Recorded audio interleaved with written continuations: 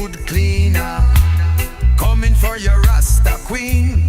Rape on the washing machine. No use to fight back. MMA. Knock your nigga head like a KKK. Hush your nigga mouth if you can't walk the talk. Smokes. Me running really, really fast. Ginger eye round the back of me black ass. Chasing me like a devil. Pot belly of the beast. Calling me a dickhead, there is no resist. Closing inch by inch. Got me in a pinch. Modern day Scotty Rock a laundry lynch.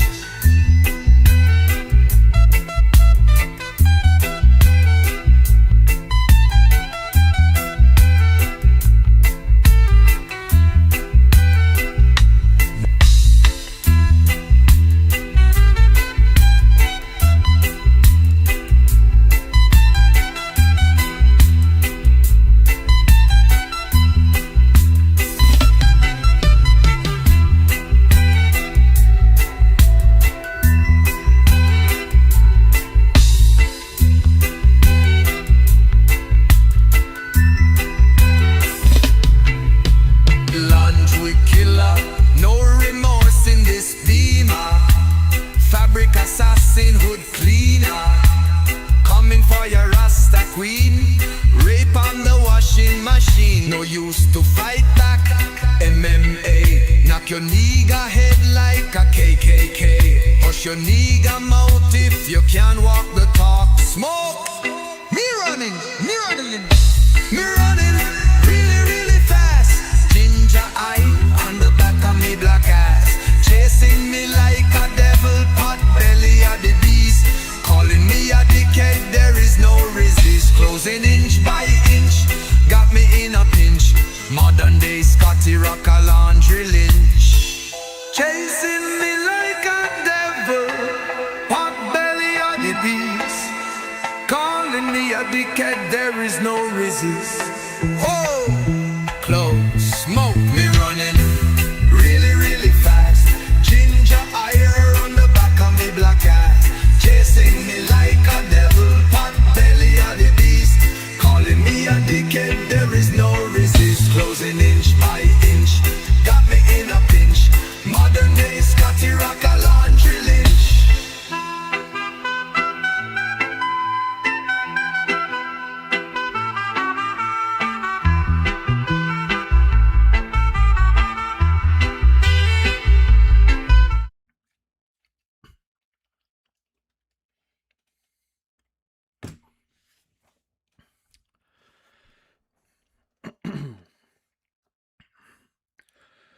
What is going on, everybody? How we doing today? As usual, hope we're doing well. It's a Friday, and not just any Friday, but Juneteenth is what it is, and we're doing our usual Friday stream. I did not think I was going to be able to stream tonight, but there were some changes of plans and stuff like that. And in addition to that, there's a change of plans in terms of like my streaming place, I guess you could say. I'm actually going to be keeping my stuff here just a little bit longer, probably another week or so. And because of that, you're going to see me streaming here for basically till the end of June. So that's you know what's going to happen here. Man, I'm really upset and I'm a little bit nervous because my favorite finger is in jeopardy, right? You see that? You see the swollen redness, right? As opposed to this finger right here. You see the difference in them, right? I guess there's a potential that my cuticle or like some aspect of like my nail is infected, and it's spread since yesterday. At first it was just like here, but as you can see, it started to spread around, and it's making me nervous because it hurts a lot. And, you know, obviously like an infection is something you'd really, really need to keep an eye on. I'm hoping I won't have to have it drained, but yeah, so that's annoying. But yeah, hope everybody's week went well. You know, I don't know how many people are even here right now. Probably not many. Not that I have a huge following as is, but I am usually not streaming this late on a Friday night. At this point, I would usually say fuck it and be like, whatever, you know, I could stream tomorrow or the next day. But I really felt like I just wanted to get the stream in today. I enjoy this stuff.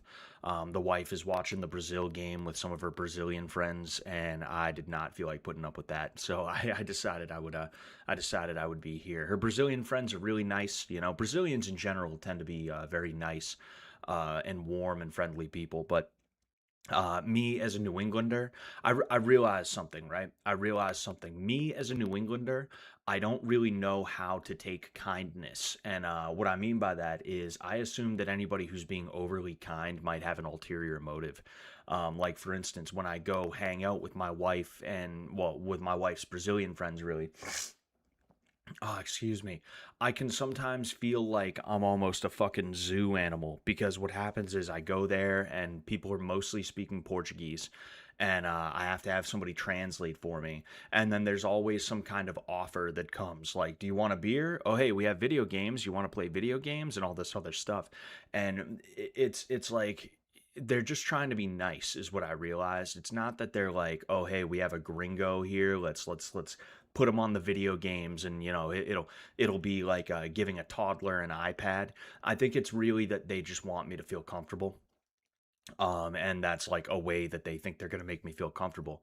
But like me as a New Englander, a person who comes from an area that is not very warm and friendly, to have that kind of behavior, it's like, okay, what's this guy want? What does this guy want from me? Like, what is he setting me up for? Is he going to try and hurt me at some point?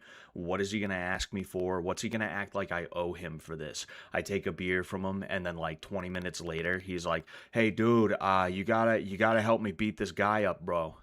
You know, dude, I gave you that fucking beer, kid. That's fucked up, dude. You're not gonna help me beat this guy up, dude. He owes me $20. Fucking help me kick his ass, dude. I gave you that beer.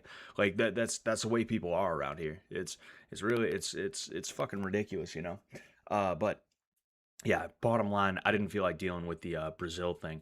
You know, like I'm not a football guy. I'm not really, or I just called it football. Holy fuck, what is wrong with me? I'm not a soccer guy, right? I could give a fuck about soccer, but it is kind of cool to see USA doing as good as it is. I don't know if that's stock for them. I know that they've never won a World Cup. I don't even think they've come close, but like, oh, excuse me. They've won 2 games, which is more than I expected them to win. Um, so that's really cool. Good for them, you know. It is like there is a piece of me that is a little bit more interested now that the World Cup is being hosted in America this time around. There is a little bit of me that's like, oh, you know, I wonder how that's going. I live close to Foxborough, which is where Gillette Stadium is, so I see people who um, they're staying in my area with like Scotland gear on and stuff like that. So it's pretty cool. I wonder who's coming next because I know Scotland. I'm pretty sure they had a game today or something like that. Excuse me. And then they're hopping on the train or the plane or the automobile or whatever, um, and they're headed over to wherever they have to go to next. You know, um, I wonder who's going to be here next. Hopefully it's some cool people. Hopefully it's some good people. I hope it's some cool people. You know. But yeah, you know, we got a few things we could talk about today. One of them is my favorite holiday here. I'm watching World Cup, but I don't really give a shit. I stopped watching football a decade and a half ago. Yeah, I never started watching in the first place. It's like, here's the thing. I can't even really watch regular football anymore. I can't watch any kind of sport other than the UFC, and that's because I'm so deep into it. Um, if I wasn't that deep into like MMA, I probably wouldn't care that much about the UFC, and I still don't really care that much about the UFC. Like it depends on who's fighting, really, you know. Um, but yeah, you know, it was you know, it's a little bit interesting. I'm a little bit interested because one, it's in America, but then two, America doesn't seem to be doing too bad so far. So that's pretty good, you know. I mean, we beat Australia today, I guess, which like Australia, they're more rugby and like cricket guys, but I mean, they're still probably typically better than America is, I would like to guess. Oh, excuse me. But yeah, you know, so that's cool, I guess. Um, what was I gonna say? Yeah, like I used to watch sports every now and again, mostly like the Patriots and things like that. But the thing is, I got a job on Sundays when I was 18 or 19, and I was working Sundays for like 5 or 6 years, maybe even longer. So I got out of the habit of being like, oh, I gotta watch the football game, you know? The first football game I watched in years was probably the Super Bowl, which I watched earlier this year, and I only watched it because the Pats were in it, you know? The last one I think was in 2021 when Tom Brady made the Super Bowl with the Bucks, the Buccaneers, the Buck Breakers. Tom Brady broke some bucks for the last time in 2021 before retiring. But anyway, I've almost forgot to say what's going on, Zach. What's going on, Gilgo NH, Gilgoon H. Hope you're doing well. Um, yeah, so Juneteenth, you know, one of the other made up black people holidays, just like Kwanzaa, you know. Kwanzaa was like it's so funny because Kwanzaa was literally just stolen from tons of other people. It's like some Black Panther dude decided who by the way went to prison for kidnapping and I believe potentially either raping or torturing a woman. He and it might have even been in prison made up a holiday that was like buy black people for black people. Like that's what he did, and that's what Kwanzaa was he took like the menorah from Judaism, and then he took some other stuff from like Christianity and Islam, and like he tried to make it into some Pan-African bullshit. It's funny, you know. um it's like holy fucking shit, you know. But yeah, Juneteenth is made up. I don't believe like I don't know the lore behind Juneteenth. In fact, why don't we look that up a little bit? Why don't we look that up a little bit, right? Yes. Why don't we look it up a little bit, right? Because I am curious. I am curious, but um excuse me. Um, apparently there's some shit that happened, right? So, Juneteenth, officially Juneteenth, National Independence Day, is a federal holiday in the United States, celebrated annually June 19th to commemorate the end of slavery in the United States. The holiday's name, first used in the 1890s, is a portmanteau of June and 19th, referring to June 19th, 1865, the day when Major General Gordon Granger ordered the final enforcement of the Emancipation Proclamation in Texas at the end of the Civil War. I'm just curious. Abe Lincoln announced Emancipation Proclamation going into effect January 1st, 1863. Blah blah blah blah. I'm just curious, right? Like so basically they took like the last holdouts and they tried to turn that into some kind of holiday and shit like that. You know what's funny to me though? Like honestly, if I was black, I've said this before, but if I was black, I would be offended by Juneteenth. You couldn't have called it anything else. You know that was made up by white liberals to like be like, "Oh, we think you people are a vibrant culture.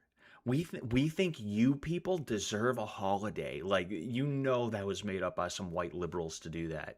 You know, to have it be called that.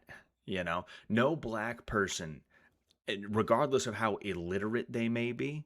Right? I'm not calling all black people illiterate. I'm saying like no matter how illiterate a black person might be in the modern day, there's no way they're gonna call something Juneteenth, you know.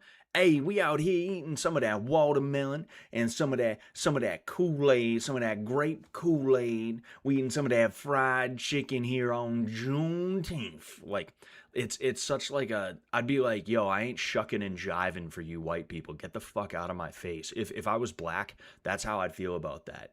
It's like you're gonna act like it's all so I can be like black power, but I gotta call it Juneteenth.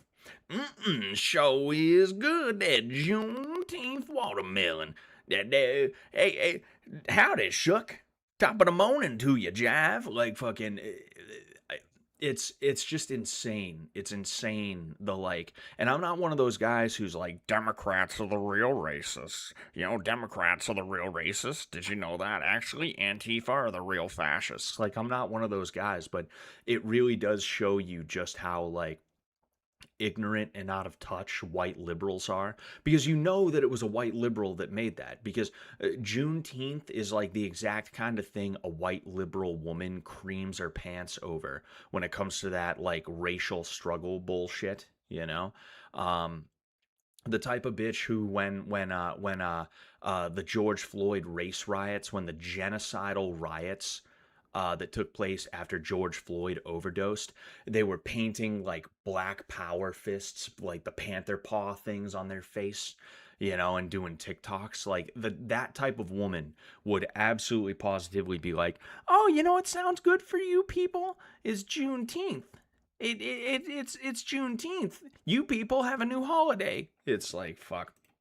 I would reject that. I would reject that, Um oh, excuse me. But hey, watching all the Carmelo people turn into human Pez dispensers after the footage released. What do you mean by that? Human Pez dispensers. I'm curious. We are going to talk about the Carmelo footage. Some of it anyway. Um, what's that mean? I don't know what you're talking about, Zachary. What, like Juneteenth? We already said it.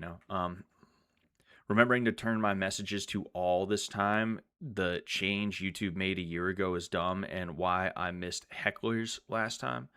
Talk about the algae protesters. Oh yeah, I don't really know too much about the algae protesters, but it's I mean, it's just a great example of why the left needs to be hunted down. And I don't mean that in like a violent, like vigilante justice kind of way. I mean, they need to be hunted down and prosecuted. There cannot be leftists that are running around, roaming free, doing the things that they're doing. And the only reason they do that is because they've never faced real consequences before. Even now, it's like, what was the point of labeling Antifa not a criminal but a terrorist organization if every time Antifa shows up, and they're Antifa, they can call themselves whatever they want, but if you ask them, they will identify with anti-fascism, right? Excuse me. Like, fucking, what is the point?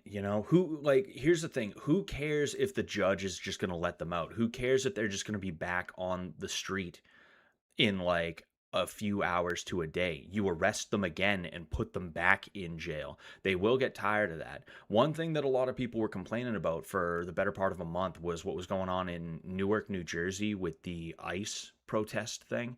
And it's funny because over the course of like a week or two, you really saw everything ramp up.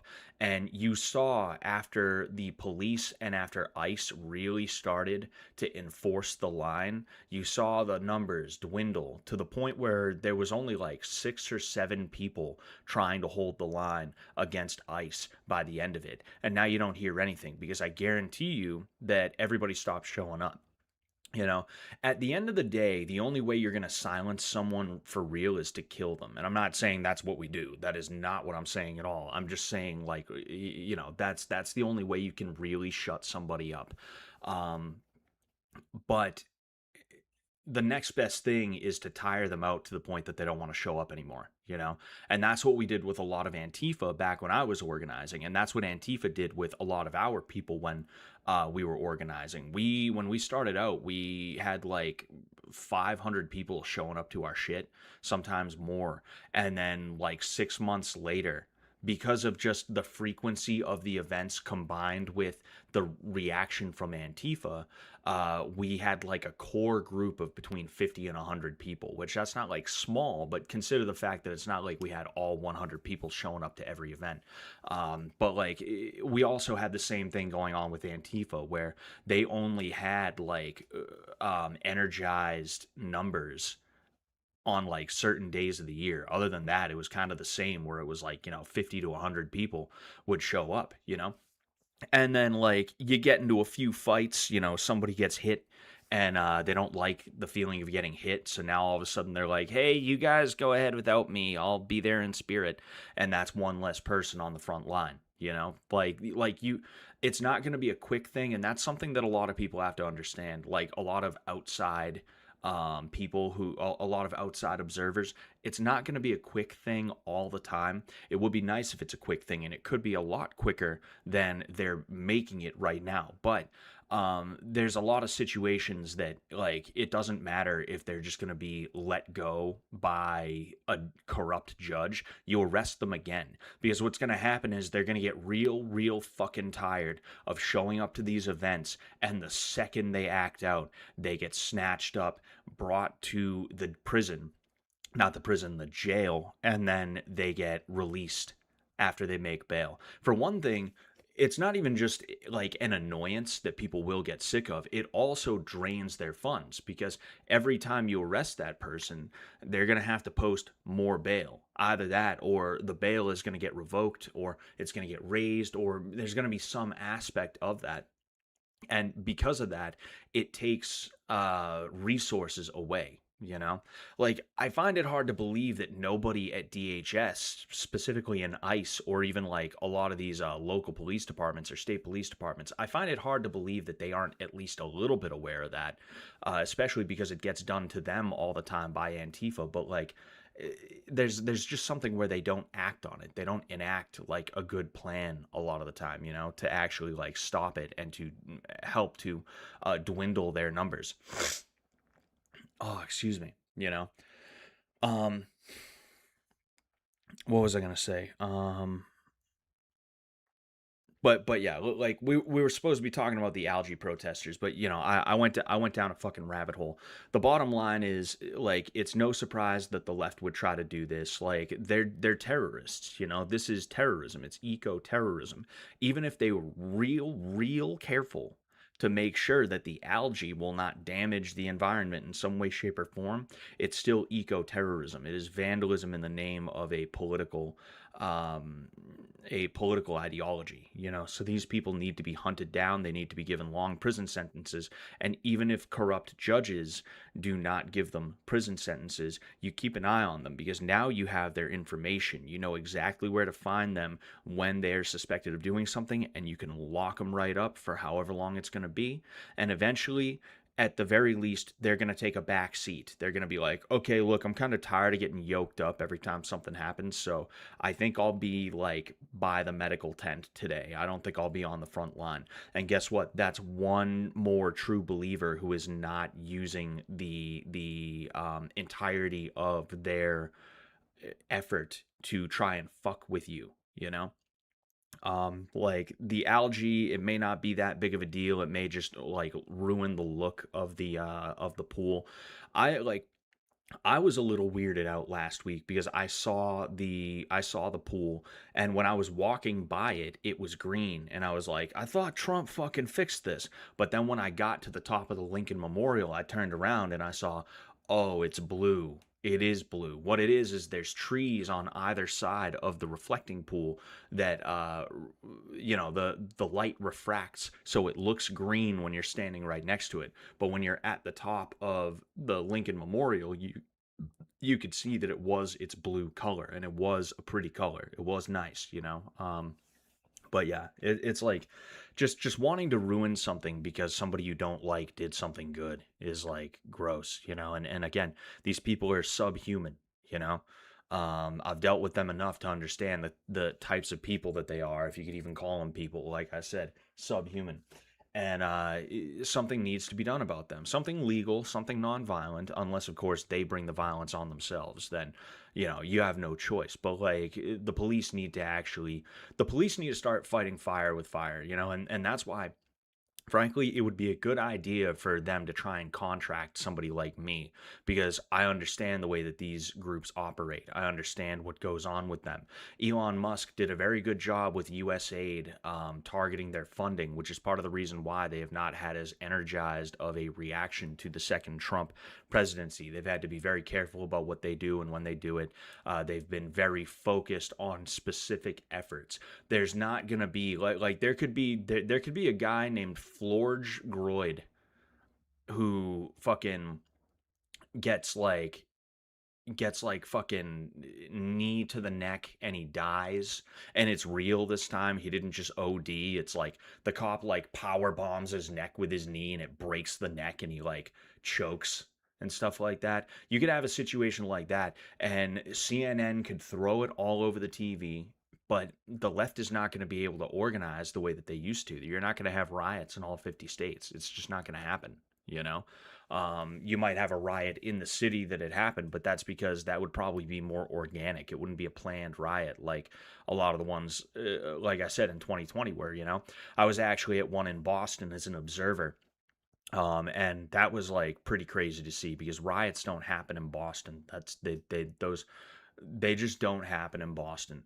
The people who live in Boston proper are not the riotous types. And then on top of that, the police are really, really good at making sure nothing gets too rowdy. You know, most of the major situations we got into were outside of the Boston metropolitan area. Other than that, it was like maybe there was an incident in an alleyway somewhere.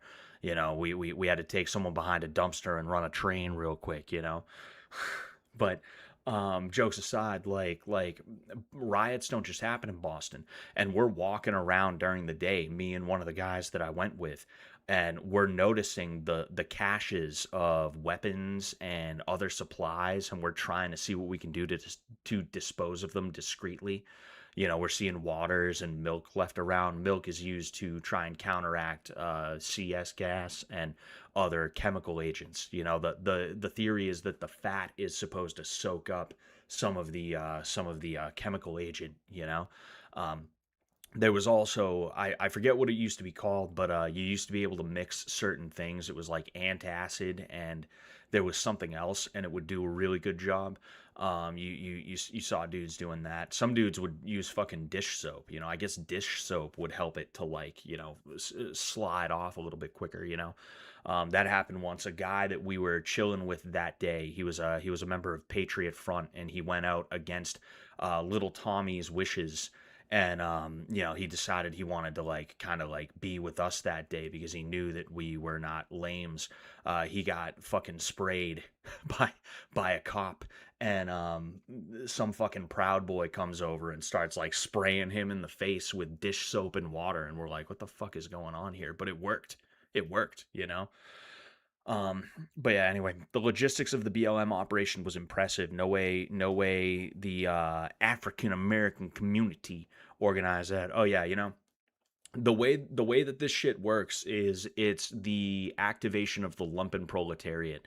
A lot of these people who are the organizers is what they call themselves, you know. But like they're kind of like the Antifa super soldiers, if you want to call them that.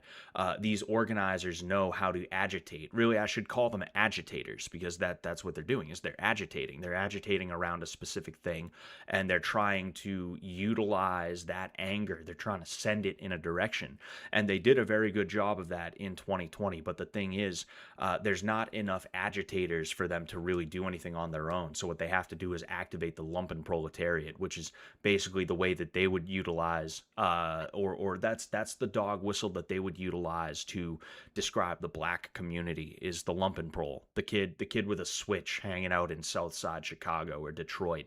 Um, you know, the Carmelo Anthonys of the world, they would describe them as the lumpenproles, and they would do everything in their power to try and activate them via, say, a planted news story, which is exactly what George Floyd was. When you look at not Carmelo Anthony, Ahmaud Arbery, right? He was supposed to be the first George Floyd. That was supposed to activate people to riot so that the color revolution that the agitators were planning would go forth. But that did not activate people enough. You know, the response to it was intense, but not that intense. And then it was also channeled in a different way. Like there was, I remember my Muay Thai instructor at the time. He's a good guy, but he's a liberal, like a really like stand up guy. You know, he's a New Jersey paisan kind of dude. Really cool guy. I love the hell out of him, but he is a bit of a libtard, if I'm just being honest with you. And because of that, like, I remember him posting on Facebook, like, just ran my ass off for Ahmaud Arbery. It's like that's what people were doing with Ahmaud Arbery. They were going for jogs and then saying, like, I just went on a jog for Ahmaud Arbery. They're taking pictures and videos of themselves, you know, which is so funny because it's just turning it into like, look at me. That's all it was. But George Floyd, because of the nature of it, because everybody knew that Ahmaud Arbery was like not like an innocent party in that situation. In fact, he was an idiot who was stealing from a fucking construction site and tried to fight somebody who had a gun. So everybody kind of instinctually knew, they instinctively knew that that was a situation that was like, oh, well, you know, I don't really agree with it, but also it's kind of tough for me to start throwing bricks through windows. But with George Floyd, it was so visceral what happened that it was a lot easier for them to organize something like that, you know? Um, Water you use to dilute an acid attack. Yeah, I mean, luckily nobody threw acid, but it wouldn't surprise me if that did become a thing at some point. You see, the thing you have to realize about Antifa is that they're very good at exactly what they do, which is push the boundaries without actually crossing the line.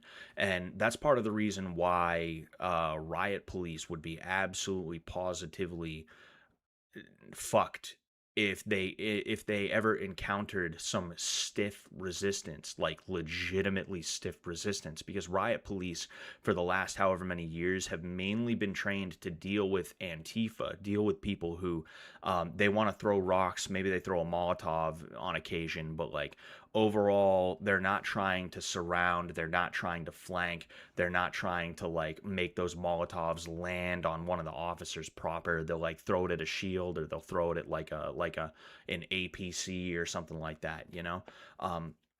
Antifa, a lot of what they do is designed to try and wear out the police, both physically as well as, physically and mentally, but also as well as monetarily, right? Logistically, they want to logistically wear out the police as well as, of course, fish for viral moments that they can utilize as like, oh, resist type shit.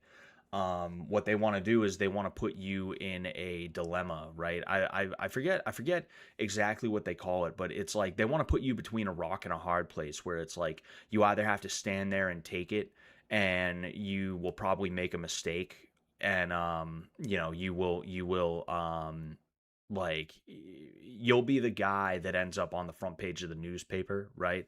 Either that, or they want you to act in a way that is going to look really bad on you, which I mean, I kind of said the same thing twice.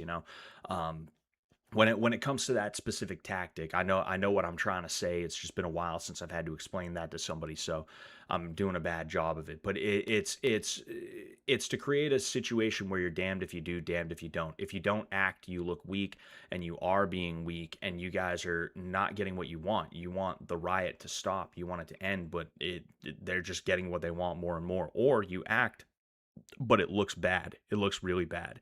Either that, or both decisions that you could make are really bad decisions to make. Like you might have like some disabled fucking mobility scooter motherfucker trying to throw a Molotov, and it's like, well, what are you going to do, shoot him? Then they're going to leave out the part where they had him light a Molotov and throw it, and they're just going to say that the police are out here trying to kill people in mobility scooters. That's what's going to happen. Yeah. Anyway. Oh man. That's that. Nah, just polar molecules attract each other, rendering them inert. Water is polar too, but milk is better for capsaicin. Yeah, that's what it was. It's been a while since I've had to worry about that, so I don't exactly remember every little detail. The mace is crazy. Hell yeah. Excuse me while I pug out for a second.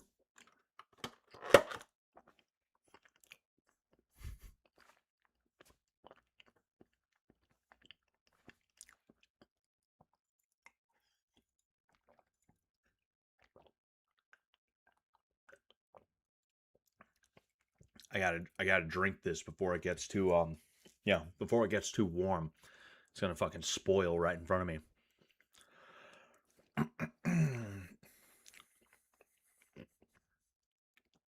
Excuse me. Jeez Louise.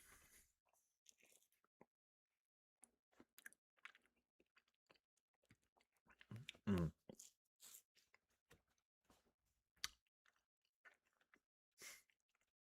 sorry. But yeah.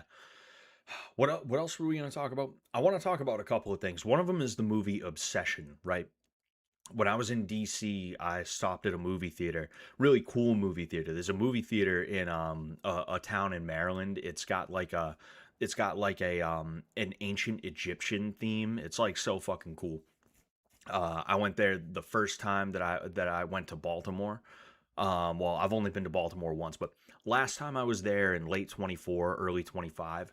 Um, I went to that movie theater, and since I happened to be in Maryland again to go to DC for the UFC event, I decided I would stop there with the wife and we would watch a movie, and it was really good. It was really fun, you know. Um, but we watched Obsession. In addition to that, I want to talk about what did I name this shit again? What did I name this fucking bullshit again, kid? What did I name this shit? Obsession about Austin Metcalf and Richard Spencer. Oh yes, I want to talk about Austin Metcalf, obviously, and then I want to talk about something that Richard Spencer said that I thought was like really gay. You know, um, but yeah, I don't know which one of those I want to talk about first necessarily. I guess I'll see if anybody said anything in the chat real quick. Doesn't seem like anybody has said anything too crazy. Man, my fucking finger, bro, is not good. I keep having to soak it in water to try and kill any infection that's in there, but like it's just like, man, that's really really bad. That's that's really bad. You can see the difference. You know, you can see the red, you can see the pink, you can see the discoloration, you know? It's like you can the discoloration, you can see the swelling. It's bothering me. It's bothering me. But um, I'm gonna pull up some of the Austin Metcalf stuff because I feel like that's probably the best thing to talk about right now because I guess they released some videos. They released some videos. Um, Let me see here. No, this is drafts. Where's the schmuck marks? Schmuck marks. Here we go. So I guess. Hold on. Let me bada bing, bada boom. Okay, so we have from Sarah Fields, full 15-minute footage. Stab occurs at 7-minute 58-second mark. You can see Carmelo Anthony followed by a spotlight. This is shown on day one of the trial with a video expert called to stand by the prosecution. Excuse me. Yeah, I mean, I don't think it's a staph infection. You know, I mean, it could be. Who knows? But regardless, like I just got to make sure I treat it right. You know, if it's not a little bit better by tomorrow, what I'm gonna do is I'm gonna go to the Minute Clinic and I'm gonna see if they can drain it. You know, because it probably would need to be drained. Um, Are you familiar with the guys that made Obsession? They have done skit comedy vids on YouTube for years. Really, I had no clue about that. You know, I just know that they were like the. I just know that they were the. They were like they were Zoomers, and like people were like, oh, finally, millennials don't have any pull in Hollywood anymore. It's gonna be Zoomers. It's gonna be Zoomers that do stuff, and it's like, you know what? Obsession was a really good movie. Obsession was a really good movie. I got to give it to him. Was it the best movie I've ever seen? Hold on one sec. I see something on my wall, and it kind of looks like it could be a tick, and I'm hoping it's not. It's not a tick. It's a spider, but I'm still gonna get it. Oh, all right. It's one of those spiders that vaguely looks like a tick from a distance. So I was like, "Oh fuck, I hope that's not what I think it is with all that bullshit coming around, you know." What's going on, Musta? How you doing, bro? But yeah, so I don't think we're going to watch all 15 minutes of this. I think we're all good, but apparently Carmelo Anthony is supposed to be followed by a spotlight. I would assume he's somewhere around here right now, but I could be wrong. And I think this is the tent. Excuse me. I think this is the tent right here that they were talking about, you know. Spider eat tick. Yeah, but I don't like spiders. I don't like spiders. Anyway, so yeah, I don't know exactly where Austin Metcalf, Carmelo Anthony is now, but we're gonna go ahead. It was like 7 something, right? So this is the tent. Okay, we're at 6:25 right now. Um, Obviously it's not like we're watching a fucking gore video here. You're not going to be able to see everything, but you can kind of see a little bit of what's going on, you know. And apparently it was like not raining, but I don't know, there's some situations you can kind of see like a like what looks like raindrops, but the thing is, like, it could be that it's just rain that like accumulated even after the rain stopped, and now it's like dripping down. You've seen that kind of thing before, you know. Dude, go meet a jumping spider and change your mind. Well, that wasn't a jumping spider, so you know, you know, you know. I do know jumping spiders are like curious, and they like, they can even be a little bit affectionate sometimes. So We're gonna see a bit of a commotion here. I forget exactly what timestamp, but it was in the 7 minute mark apparently.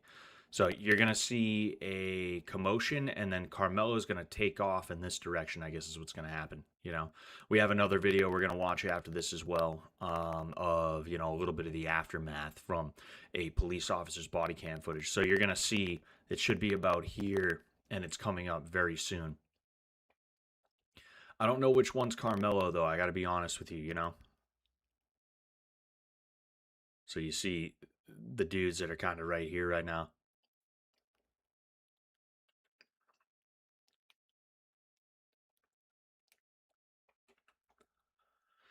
Here it is. And then there's Carmelo. See how he takes off running. So like here's the thing, right? Obviously Carmelo Anthony was not protecting himself. He was not actually protecting himself. He just wanted to murder somebody that day. He woke up that morning and decided he wanted to kill somebody. And he picked a white kid because he figured a white kid would be an easy target is what happened. He walked into that tent which was probably full of white kids and he thought, these white boys don't know how it is. They don't know how it is. So this should have been called a hate crime. Like it's very obvious when a black person is choosing to pick on a white person specifically because they see white people as like either inferior or just easy targets and stuff like that, and this was one of those situations. Now I won't fault him for running away though, because that is something that I tell people and that I adhere to myself, is like you should probably get away from the danger if there is danger. But like overall, yeah, this kid knew exactly what he was trying to do. We're gonna watch a little bit of the aftermath here because I forget if I have it bookmarked or if it was something that I um yes, right here. So obviously Carmelo Anthony was not jumped. Obviously he was not jumped, and even if he was jumped, it's like honestly I don't give a fuck.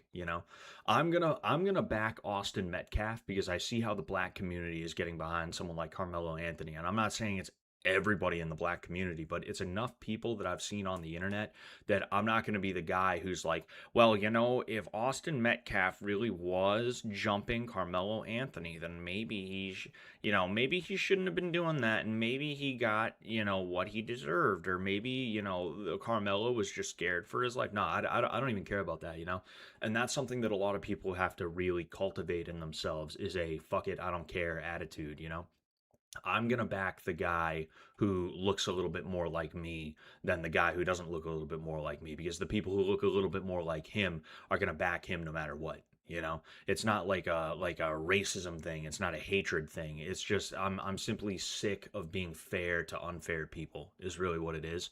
And I think you need to do the same thing. You got to stop being fair to unfair people. That's something that a lot of people have started to do. I'm going to talk a little bit about that with Richard Spencer as well, with a thing that I have that I'm going to show you guys. He was talking about the UFC White House card, but you can't be unfair. You can't be fair to the unfair. It's that's how you get bowled over. It is just anti-white. Exactly. I'm not gonna sit here and stick up for somebody who started the whole thing. Even if he did get jumped, he started the whole thing because he thought he was gonna walk into the tent full of white boys and stab them up. That's what he thought. Carmelo was a good boy murderer. Exactly.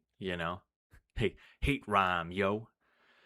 Oh boy, that's like some fucking some underground rapper named like Philosophy with an F.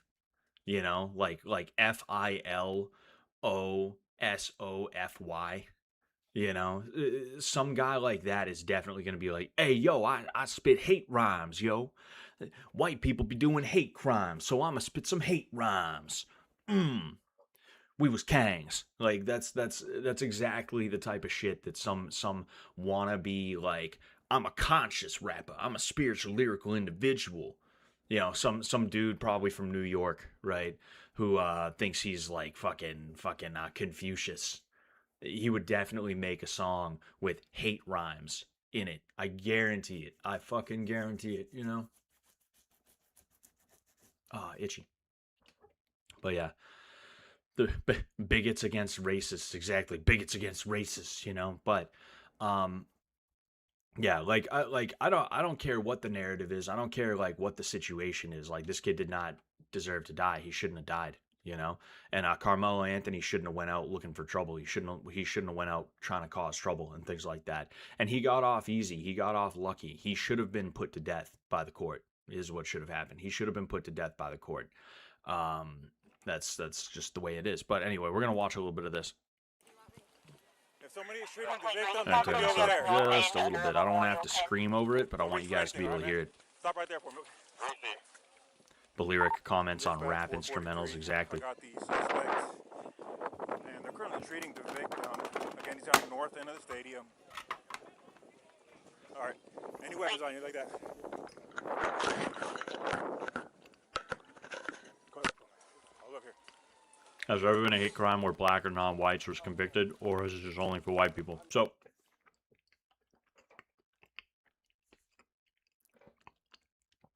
there has been.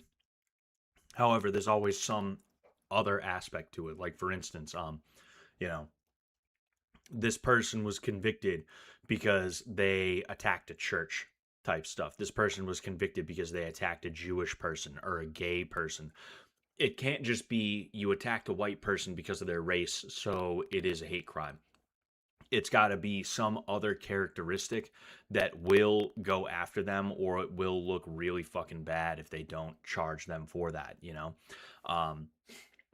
Excuse me, either that or you had people in, I think it was 2017, there were those 4 doctors and lawyers. They were doctors and lawyers. That's how elite these people were. Their IQs were so high. They tortured an autistic white kid for like 3 or 4 days. They kept him like locked up in the house and shit like that, and they were like cutting his fucking head and stuff like that, and they streamed it on Facebook Live. They received hate crime charges, I guess, because of the fact that it was an autistic kid. Oh, and they were also yelling "fuck white people" on there, but that's not why they got the hate crime charge. That it's because the kid was autistic, is exactly why, you know. And that's why you need to learn how to fight. Like I know not everybody can learn how to fight and be that good at it. And at the end of the day, if 4 people are coming at you, even if it's 4 weaklings, that's still a weakling times 4. That's probably more than one strong guy, right? I'm not saying you're going to be invincible, but you know what? You'd be surprised what kind of situations you can get yourself out of relatively unscathed if you just know how to fight. If you know how to throw a good jab cross, if you know how to stop a takedown, if you know how to hit a quick takedown, a sweep, a trip, a throw, a quick level change into a blast double or a knee pick or something like that, you know. You would be very surprised how much better off you are, even in what would be considered a hopeless situation, you know? And I know, like I said, you know, the kid was like autistic and stuff like that. He may have had a hard time being around people. Not that I believe in autism, but if something's wrong with you, something's wrong with you. You know, he may have had a hard time being around people and doing physical activity and stuff like that. But like for the most part, you absolutely positively have to know how to fight. And just thinking you're gonna get lucky and you're gonna land that haymaker, that's not enough. That's not enough, you know. Scott taking out hordes like it's Dynasty Warriors, dude. Fucking flying around like I'm doing wire work. Ice Poseidon doing his own fish tank. There's a girl whose dad was on To Catch a Predator. Oof. And they played the episode on the TV. It was brutal. Wow. That is oof. I was going to say we could probably watch a little bit of that after this because I don't think I'm going to take a whole wow. It's almost been an hour actually. Shit. But I don't think I'm going to take a whole 2 hours to talk about some of the stuff that I do. But even if I do, we can still tune into a little bit of Ice Poseidon stream. We can you know, fuck around with that. But anyway. Enough of that. Let's watch this here. Y'all back up a little bit. Come over here for me. Come over here. I'm gonna put your handcuffs for now, okay? Look at how nice they're treating them, letting them stay standing. You know, putting the cuffs on, calling them. I'm gonna put these on you, okay, bud? Everybody can slow down. I got the alleged suspect in handcuffs right now, detained. Everyone else can slow down. Suspects detained in handcuffs. Hold on. You can open up the channel. No. Medics are clear to come in. Have him come to the north. Hey, here, guy. Why don't you take a seat? Wide open there. We're not gonna put you in the fucking police cruiser yet. Received.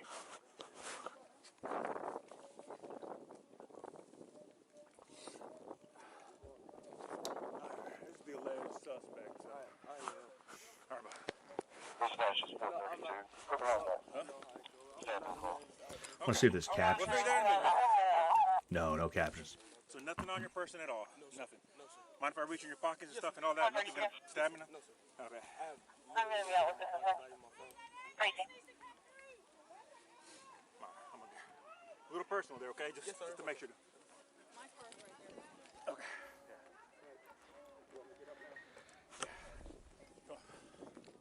All right. The victim's gonna be underneath that tent over there, so I'll get medics.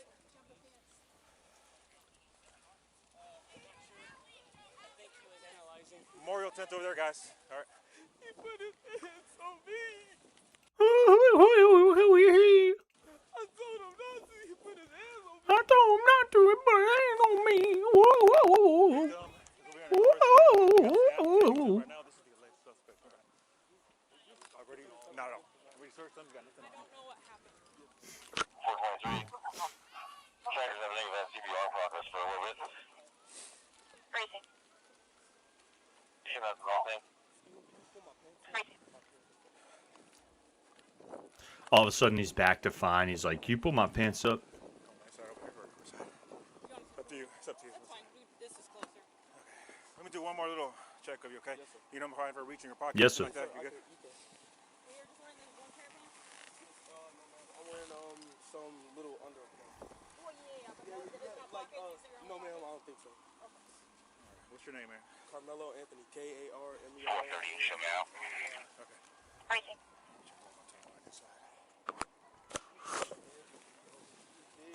Have a seat here real quick, man. Watch your head.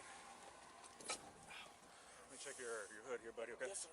Well, I'll tell you what, lean this way so you're not resting on your hands, okay? Yes, sir. All right, see a little bit of blood on your hands there, okay? Yes, sir. All right. 402, I'm on scene. So your first name is Carmelo? Yes, sir. Racing. A-R-M-E-L-O. Let's see, hold on one second. Yeah, it is definitely raining a little bit. Carmelo, C-A-R-A. K-A-R. K-A-R-M-E-L-O, M-E-L-O. Carmelo. What's your last name? Anthony. A-N-T-H. O-N-Y. O-N-Y. What grade are you in? I'm in 12th grade. 10th grade? You go to Emerson? No, sir. Where do you go? Centennial. Okay. I'm in 12th grade. 12th grade? Yes, sir. Okay. North Centennial. All right, sit tight for me real quick, bud, all right? All right, sit tight for me, okay, bud? Again, like, look at the holy fuck. What the fuck? Look at the way they're dealing with this kid. They're dealing with him with kid gloves, you know. Fucking, it's just funny. I wanted to talk about this because like whenever you see media, especially from when I was growing up, I feel like you don't see this as much anymore. But this was a big thing when I was growing up. It was like, black people are always tough and they're not afraid of the police and they're not afraid to go to prison and stuff like that. How often do you see black people crying and freaking out because they're fucking because they get arrested? You know, how often do they start shedding tears? All the fucking time. You know, they're real tough when they're sowing, but when it comes to reaping, it's like, whoa, he put his hands on me. Ooh, you know. It's just funny to see that like life is really the opposite of every fucking movie and TV show and song and everything that you've ever seen from when you were a kid, from when I was a kid, especially, you know, because that's something that struck me. And something that struck me when I was a kid was that like we really hit the pinnacle of anti-white stuff. Like anti-white stuff where it was like not necessarily like, oh, you're a colonizer, right? When I say anti-white, what I mean is like making white people into lames, making white people uncool and stuff like that, you know? There was a lot of different TV shows and movies and music and stuff like that that was basically like, know your place, whitey. You ain't cool. Hey, you ain't cool enough. You ain't cool enough. Y'all don't know how to dance and shit. Hey, I'm black. That means I'm a good fighter and shit. Like, It's like no, none of that is true. None of that is true in reality. It's just like a positive stereotype that was forced onto the generation of millennials, and that's part of the reason why you see a lot of like white cucks in the millennial generation. I don't just mean literal cucks. I mean like the Reddit forever a child types, you know. Um it's one of the reasons you see a lot of those like you know, puer aeternus types, you know. Um Man, movie black guys versus body cam black guys are very different. Oh yeah, exactly. You know, pretty fly for a white guy. Exactly. Pretty fly for a white guy. White and nerdy. Malibu's most wanted. Although Malibu's most wanted, to be fair, was making fun of everybody, but like it was mainly making fun of the white dude who thinks he's like hood and stuff like that. You know, everybody got made fun of, but you know, the white guy got made fun of the most. He got made fun of more. Um, and there were so many movies that were both like lampooning white people as well as trying to force a contagion into the heads of white people. Like for instance, there were like tons of movies where like the trope was a black dude goes to white school and like, you know, he doesn't fit in at first, but he meets this white woman. He meets a white woman and they start dating. Or you know, the inverse is like you know, white girl goes to black school and she doesn't fit in, but you know what, she befriends and then she befucks one of the hunky black jocks or something like that, you know.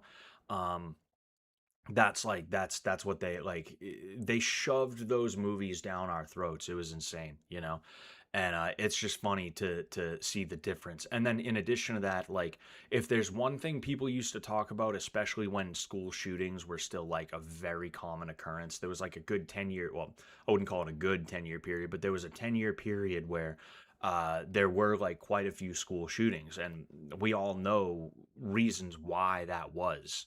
But people tried to make it into like a white person thing. And every time the person would get caught and not killed or kill themselves, people would be mad because like they would take the person into custody. And then because by law they have to feed the person, they give them like some Burger King or something like that.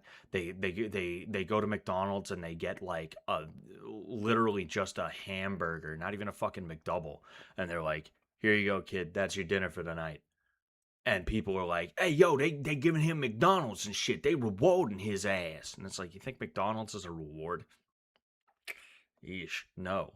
You know, they got to feed the guy. That's the way that works.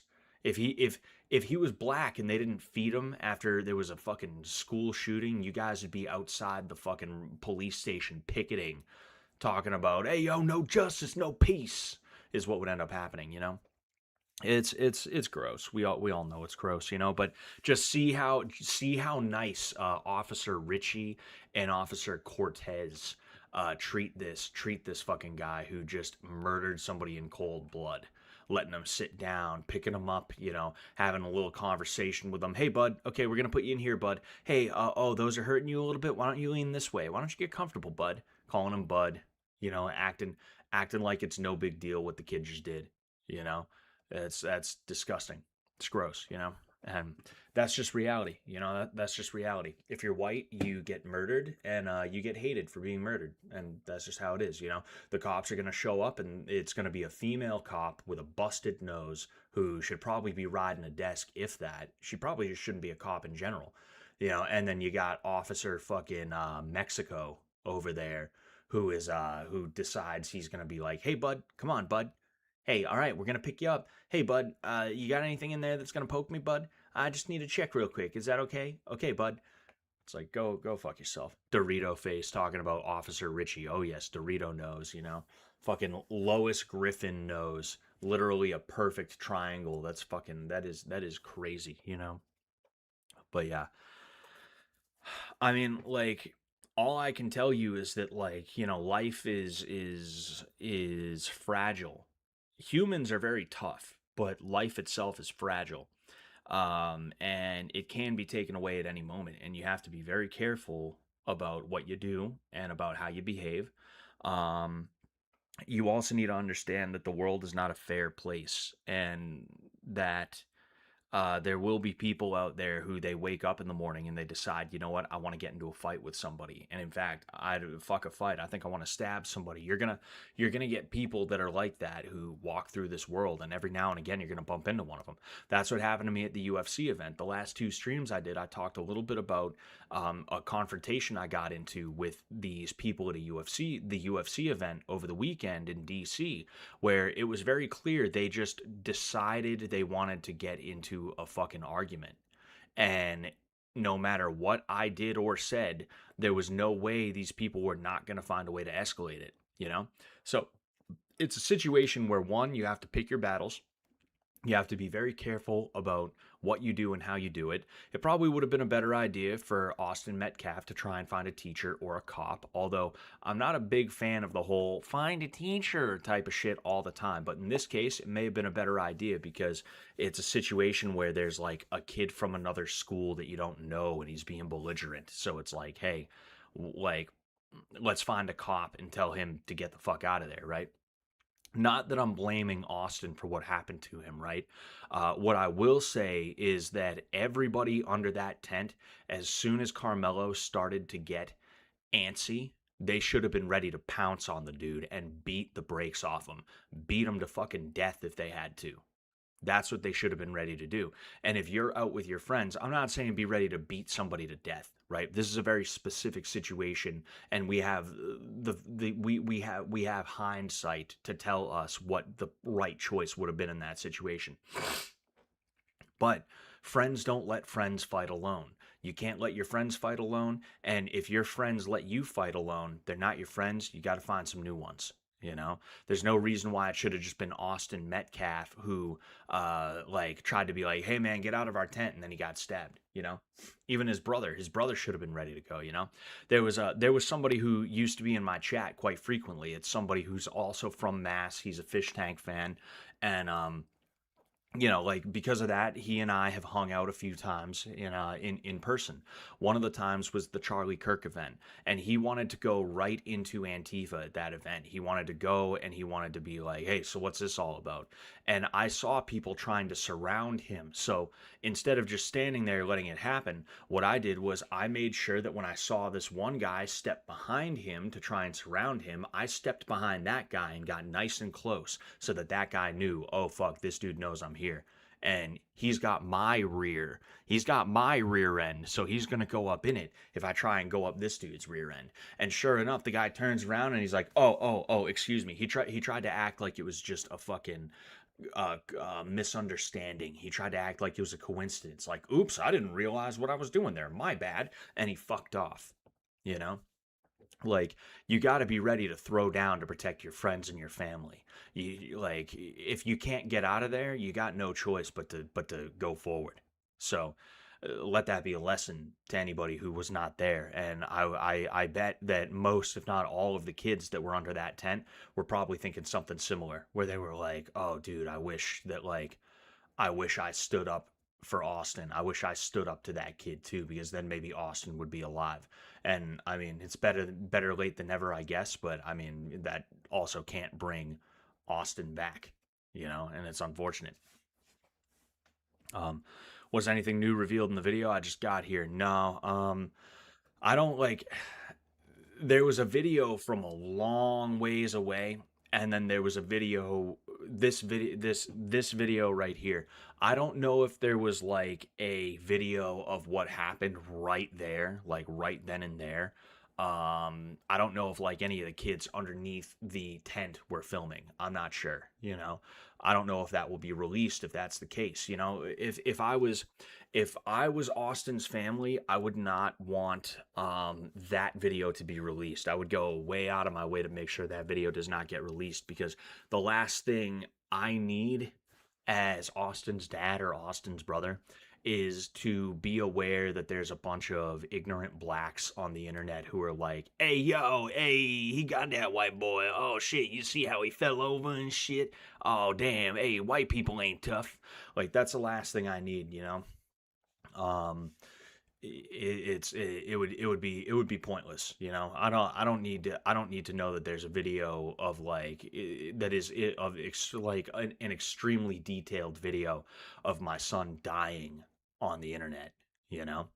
Somebody, I think it was Zachary Vered said something about you know, I hope he reforms, and then he when he gets out, he starts talking about how like his parents were pieces of shit.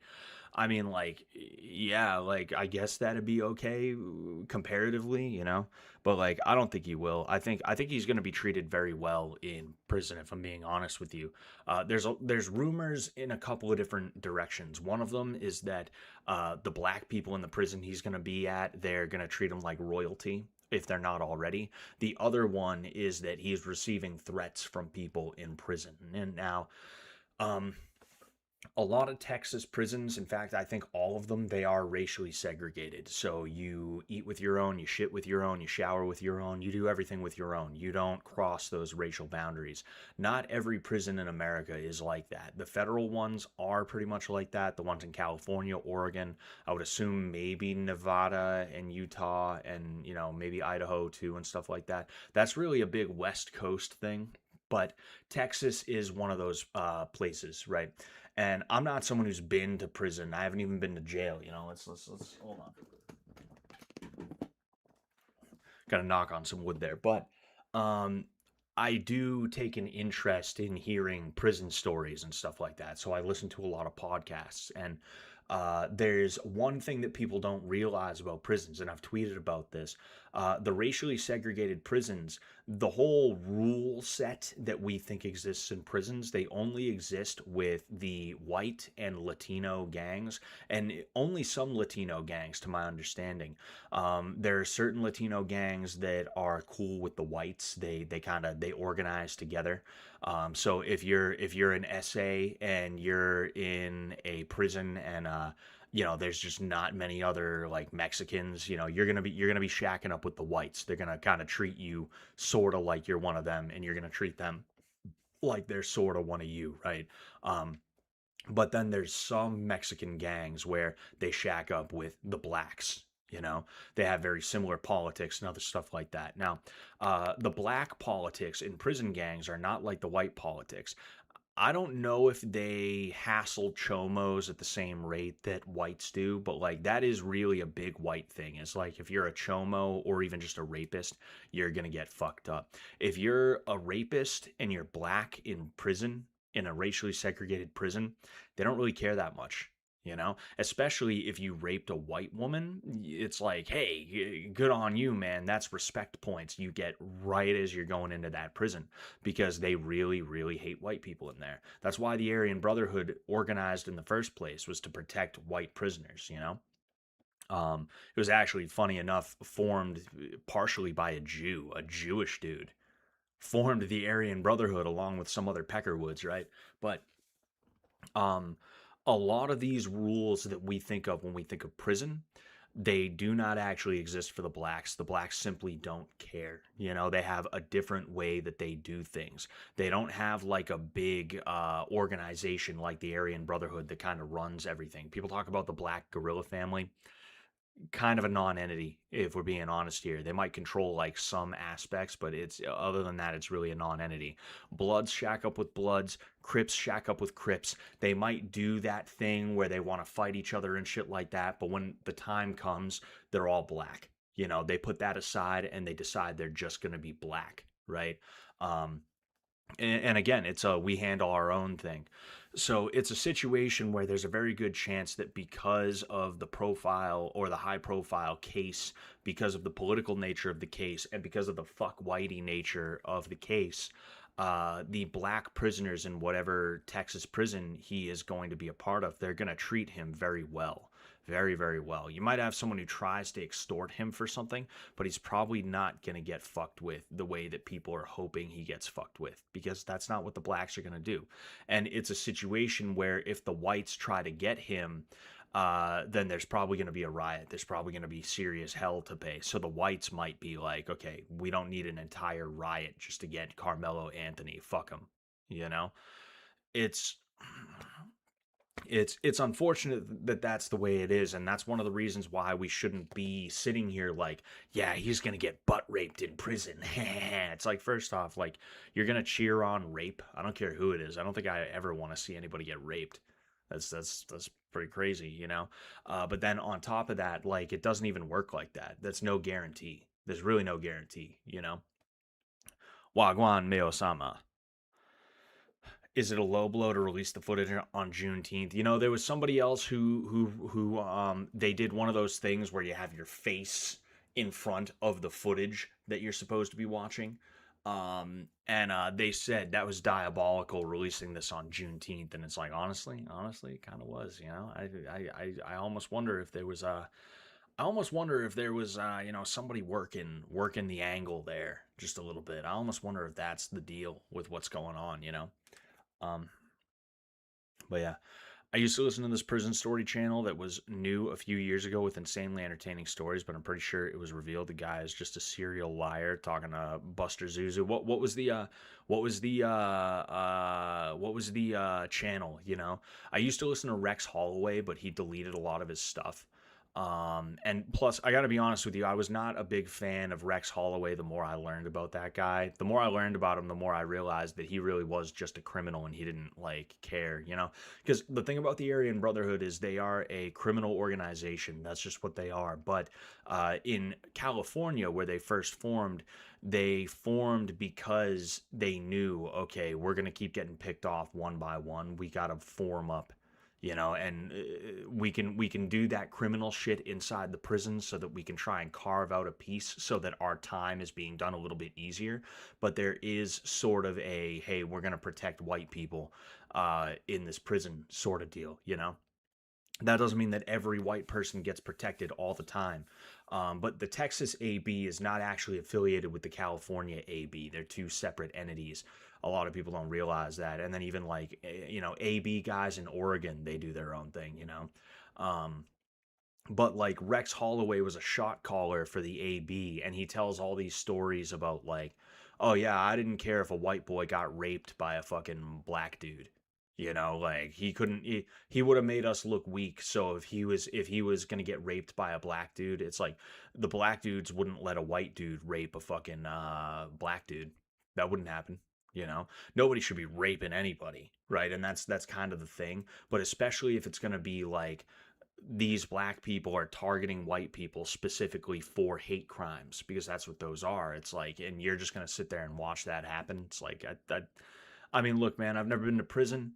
I can't pretend like I know what I'm talking about, but you know what? If it was me, that probably wouldn't sit right with me, and I'd probably want to try and do something about that. But again, it's like I said, I'm smart enough to not be a fucking idiot who keeps committing felonies, who keeps knocking myself down and having to get back up. You know, so I guess what can you expect? You know, dude's got a black girlfriend out of the pen. You know, so it almost makes you wonder what that guy's deal is. It almost makes you wonder if there's something going on. And I'm saying this is a dude who's into Latinas. I don't have this thing where I think like Latinas are better than whites or anything like that. It's just I happen to love my wife, you know. But like I'm not showing out for another race in like some weird way that's like I'm one of the good ones. It's like that's really strange. That's really strange. Johnny Mitchell. Johnny Mitchell. That sounds familiar. I forget if it's the dude that I was watching. He ran a podcast. He didn't tend to tell a bunch of stories about himself, although I'm sure he did on one or two episodes. But like I was listening to specifically the one that I was talking about, right? There's this guy, he's a shot caller for a gang called Irish Pride, which I guess is kind of a newer development in the which I guess is kind of a excuse me, a newer development.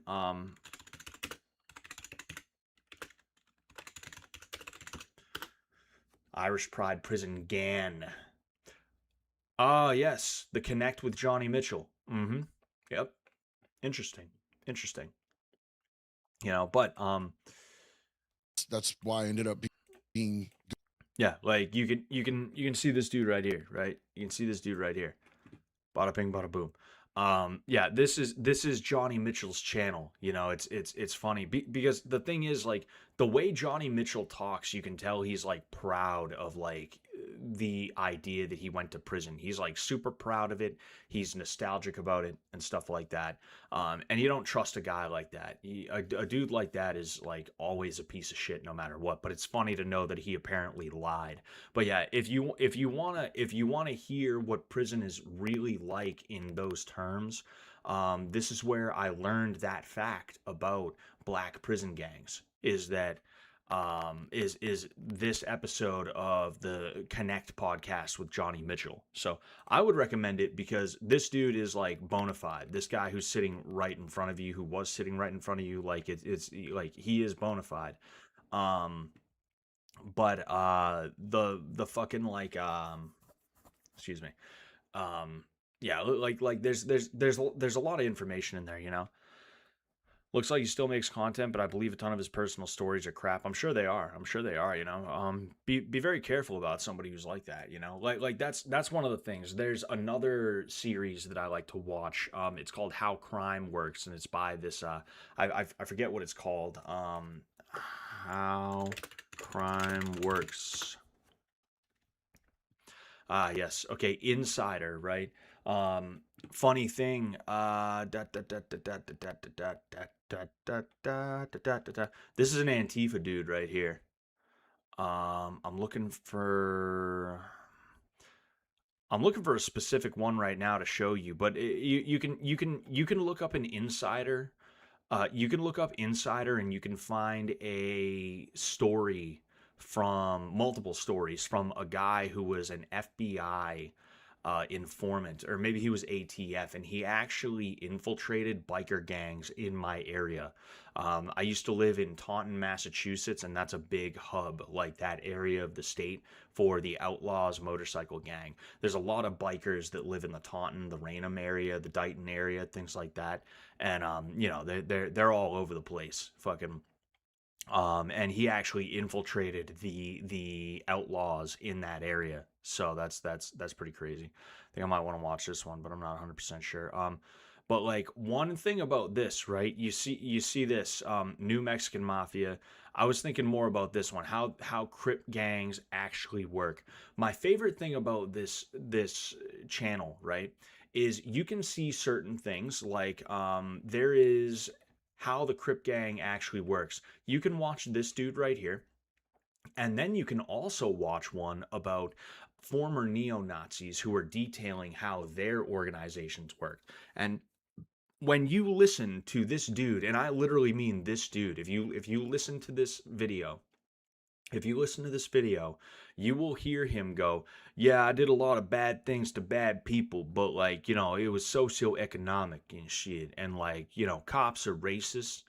And, you know, like, hey, I learned from my mistakes and shit. So, you know, there's always like yeah, I did what I did, but I don't feel bad about it because somebody somewhere said the N-word one day. So, oh man, that's I get to do this. You go and you see, like, I don't think there's any of them on here, right? Oh yeah, this is Red Shea right here. He's a former Whitey Bulger associate. Um, yeah, you don't see any of the like neo-Nazi ones, but like in all of the neo-Nazi ones, it's like there's always a moment where they're like, yeah, I said the N-word a couple of times, and now I really don't know if I deserve to be a part of society because of how heinous I was. I hurt a lot of people because I used to say slurs every now and again. You know, because I used to throw Roman salutes. I hurt a lot of people, therefore, I don't know. You know, like I've had to do a lot of soul searching, and sometimes I wonder if I've earned the forgiveness that I've gotten. Like it's crazy the dichotomy between those two. One guy is talking about, yeah, I murdered people. The other guy is talking about, yeah, you know, I said some mean words. I don't know if I deserve forgiveness or anybody's love. It's like, holy fuck, man. It's insane, you know? Had drug running stories about being down in Mexico. Yeah, I'm sure he did. I'm sure he fucking did, you know? You know, like fucking that's Mexicans aren't going to use Americans as mules. That's not the way that shit works, you know. You're not going to be a dealer who somehow is able to go down to Mexico and run drugs past the border. They're not going to trust you.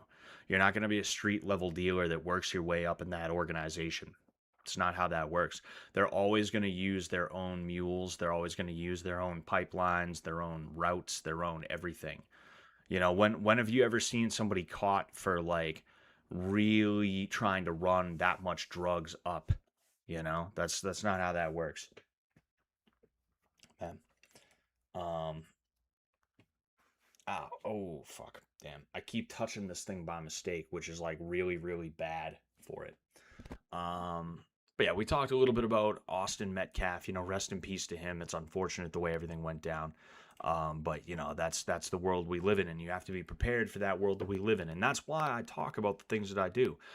I don't just talk about the stuff I do on not Instagram. Well, yeah, sometimes Instagram, but Twitter, and then here when I make videos, I don't just talk about that stuff because I'm like autistically into MMA and self-defense and things like that. I talk about that stuff because I want to try and help as many people as I can to be as safe as possible, and excuse me, you have a lot of people who they kind of misunderstand me a little bit, right? One of the things that you need is nerve. That's half the battle right there, is having the nerve to be able to proverbially pull the trigger. I mean, if you have a firearm that you can legally use to protect yourself from a clear and present danger to your life, then like, yeah, you need to have the balls to be able to pull the trigger. But even if you don't have a gun, you have to have the balls to be able to swing on someone, sometimes someone who hasn't actually swung on you yet, and that's why I talk the way that I do. It's not like a show of like, I'm Mr. Tough Guy. It's the fact that I've cultivated that kind of nerve where it's like, I'm not going to get into a shouting match with you. I'm not going to get into an argument with you. We're either fighting or we're not. I'm not going to sit here and get into a fucking shouting match where I use fighting words and I physically aggress on you like that, trying to puff my chest out and then be like, what the fuck, when a fight starts, because that's what a lot of people do nowadays, because the world has been so feminized. We've been so long-housed. And again, we're going to talk about Richard Spencer in a second. He's a very good example of, he's a very good example of what I'm talking about here. Right? People who've been long housed and they don't even realize it. They think there's supposed to be like a moment where somebody's like, okay, go. They think you're supposed to be able to just say whatever the fuck you want to everybody all the time and nobody's going to swing on you, and it's not how it works. Even if it's illegal to do that, a lot of people don't give a fuck about the law, It's just how it is. And that's something I was saying is like, that's one of the reasons why like it's almost a bad idea to go run and get a teacher or a cop in some situations. I'm not saying that you shouldn't do that. You should definitely do that if that's an option. But like a lot of people nowadays, they don't even care that the cops could like arrest them or anything like that. I've seen multiple videos over the last year of somebody like walking up to somebody else who's doing like the Charlie Kirk or the Steven Crowder change my mind thing. And they just go, whop. And then they take 3 steps back and they just put their hands up because there's cops right there. People are not afraid of getting arrested and going to jail anymore. So it's like you almost have to be ready to fight people. You almost, and like I said, I'm trying to be very careful here to not sound like I'm trying to tell you guys, hey, go out there and start trouble. That's not what I'm doing at all. Do not misunderstand me. What I'm saying is like you have to be able to make the right choice in the right moment to protect your soul, to protect your spirit, to make sure that no spiritual or psychological damage befalls you, oh man, itchy. But, and not to mention physical damage, of course, but the thing is, a lot of the time that spiritual and psychological damage is a secondary effect of the physical damage that's occurring to you in the first place. Somebody's trying to execute a humiliation ritual on you in real time so that they can feel like they own a piece of your soul and so that you carry a piece of them with you everywhere you go. And it's almost like Sith Lord type energy to be fucking like a loser about it. If you listen to the way that they a lot of the expanded universe stuff from when we were kids, talks about like how Sith energy, how the dark side of the Force works. There's a lot of like corrupting what's good. There's a lot of imprinting negativity onto a person or an object, and because of that, they become a conduit of the dark side. Like as cringe as it is, the Force was based off of legitimate spiritual practice. You know, not all of it was Christian, but I do believe that it is possible to take some of that and put it into a Christian context. Just like with the whole spiritual caste thing. God doesn't dole out his favor in equal measure. That's not the way it works. God loves all of us, but there are some people who are special, and God made them special. And that's that, you know? So it's one of those situations, you know? Like you have to be prepared, because somebody's not just going to do physical damage to you. They're trying to do spiritual damage. It's like getting jibbed is what they call it, you know, the Glasgow or the Chelsea grin. The reason they do that is because every time you look in the mirror, you're going to see those scars and you're going to remember that day. You know, it's a very dark, twisted, alchemical thing, I believe, is, you know, one way that people might describe it. You got to be very careful is the bottom line of what I'm saying, you know? Trying to get people who don't understand it to understand it, which I'm sure most, if not all of you, kind of get it, right? It can be a hard battle, you know, and a lot of the time it's because those people have this hubris about them, or they're just fucking like stupid. It's one of the two, sometimes both, you know. But anyway, peace out, Buster Zuzu. Hope you're doing well, man.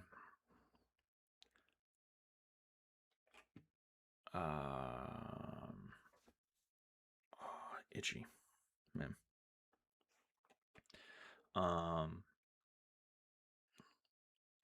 Sorry, just looking around at some stuff, but I wanted to talk about something that Richard Spencer said. Want to see if I can find it. Want to see if I can find it. Yes, here it is. Okay, so this is a little under 8-minute video, and I kind of want to talk about it a little bit. But you have Alexandria on Substack. I don't know who the hell this is. Apparently, Stardust follows this person or organization. The UFC spectacle of the White House was not a revival of American masculinity. It was idiocracy dressed up as the false right, offering vulgarity as an alternative to vulgarity. Okay, so let's go ahead and see what Richard Spencer has to say. Now, I'm not the only one, and I'm not the first one to notice this, but I want you to pay attention to some of the mannerisms and some of the intonations, some of the idiosyncrasies of his speech is what I want you to do here, okay? We're going to go ahead. We're going to unmute this. It's unmuted and back. There is a kind of concept of a deal that has been agreed to, that was agreed to hours before this grotesque idiocracy display on the White House, where they had UFC fights and motocross and dudes claiming that Michelle Obama has a dick and other great things to celebrate our nation's heritage and culture and people. Someone, Felix loved it. Of course he did. Yeah. Yeah. I think it's fine if you like UFC. I mean, Mark Brahman of all people likes UFC.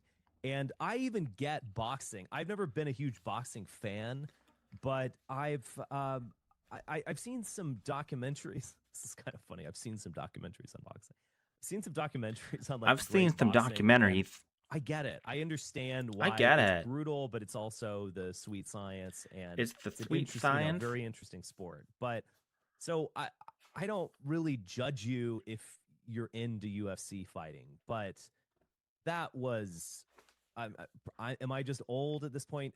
That was just a shocking, wildly inappropriate, insulting display at the White House. And it was right out of Idiocracy. I mean, everyone was making that joke. The joke's no longer even funny. It's like on the nose.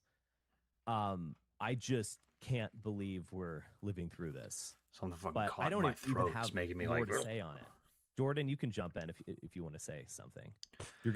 So, like, we have quite a bit of video left, right? And I didn't watch the entire video. I'm pretty sure I watched more than half of it. But, like, eh, what pisses me off about this guy, and I know he's running a show, but he can't just get to the point.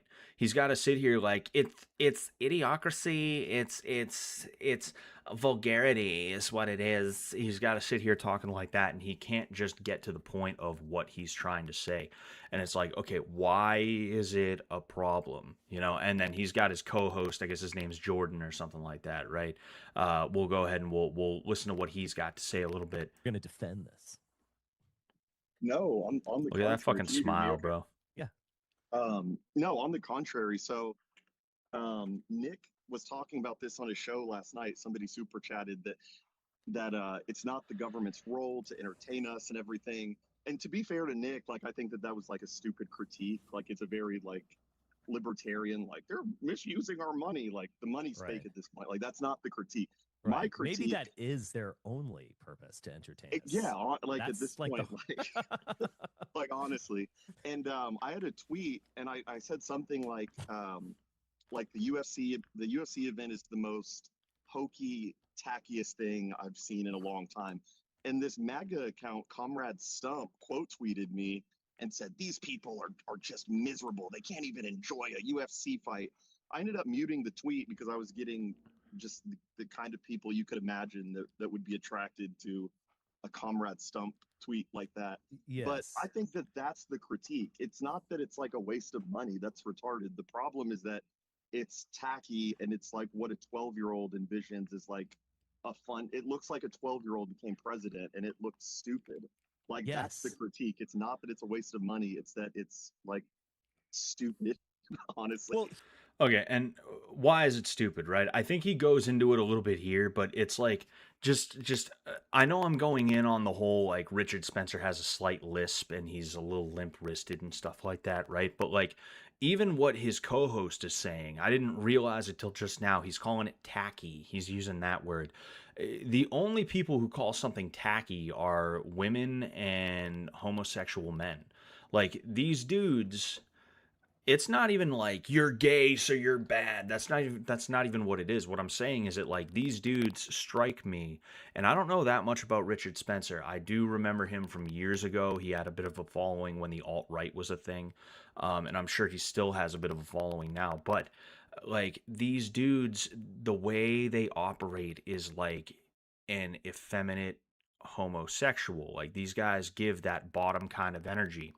And that matters because the average homosexual dude, look, there's a couple of gay dudes that work at my job, right? And one of the gay dudes had a problem with one of the women. He was being a little bit catty towards one of the women, right?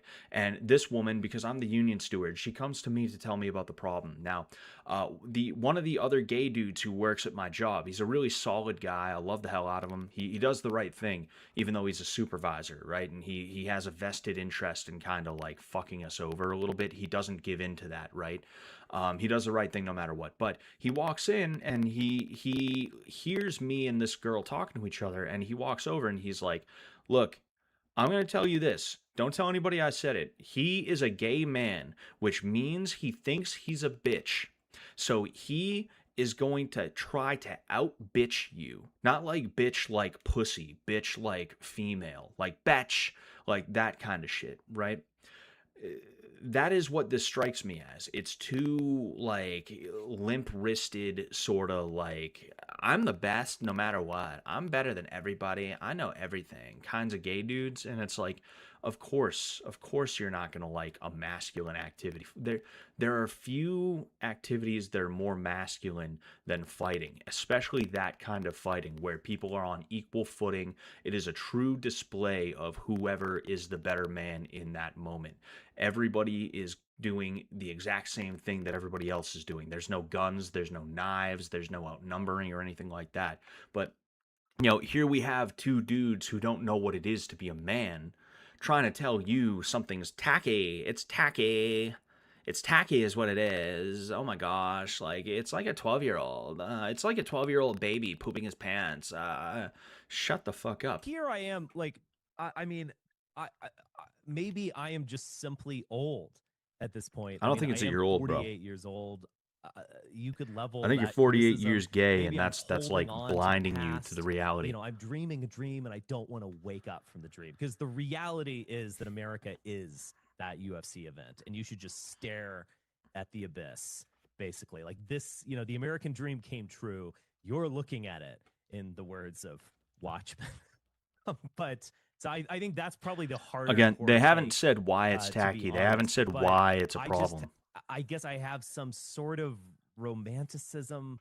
I mean, JFK brought the world's greatest living American poet to the White House. I mean, And this is where it really hit. This is where it really fucking hit, right?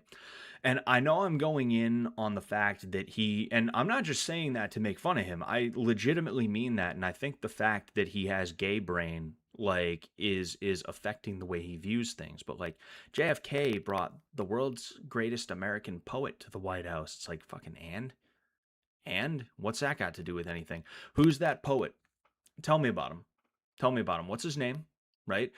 I probably don't know who he is. The average person probably doesn't know who he is, because you know what? Poetry is fucking inconsequential in the grand scheme of things, right? I'm not saying it's always inconsequential. You have like songs and certain literary works and stuff like that that can be really, really important, but those are few and far between. The world's greatest poet brought to the White House, apparently he's an American poet as well. It's like nobody probably knows who he is, and if they do, it was like, oh, we had to read him in 7th grade and nobody gave a fuck, because it sucks.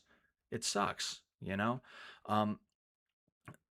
I think what it is, on top of what I've been talking about this entire time, is he said he's 48 years old. He's quite the unk, even though he probably, you know, he's aging a little bit better than I'm aging. I'll give him that. But he is an unk, right? And not just an unk, but he is an unk who was born in the late 70s. This dude is practically a Gen Xer. I would say he's like on that cusp of very late Gen X, very early millennial, right?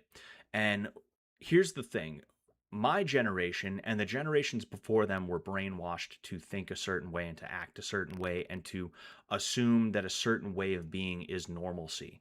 Now, you have Gen Z as well as Gen A who are coming up, and they're starting to realize that that world order, that neoliberal world order, is full of shit, that it's not something that is actually working, and it is doing the opposite of working. Actually, it's destroying everything. So because of that, they are looking for new things that they can latch onto, new ideas, new ways of life, new everything. They're rejecting the order of the old, and they're trying to usher in a new order, for better or for worse.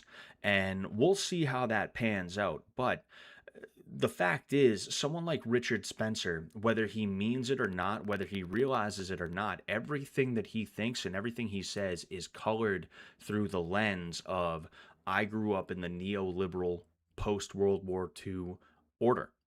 And because of that, he can't help but try to paint everything in a way that's like any kind of physical activity, any kind of situation where a man has to dominate another man in open and equal combat, any activity where there's death-defying stunts, things that take courage and bravery, things that take balls, things that take true masculinity.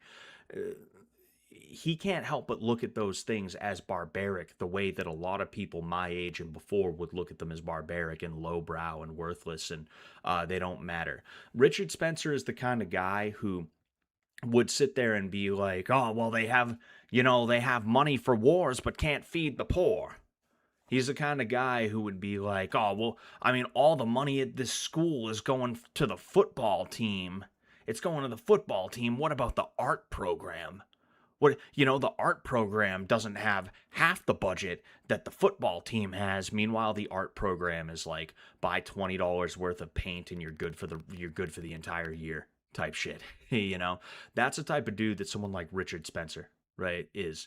A fucking loser dweeb, just a fucking geek.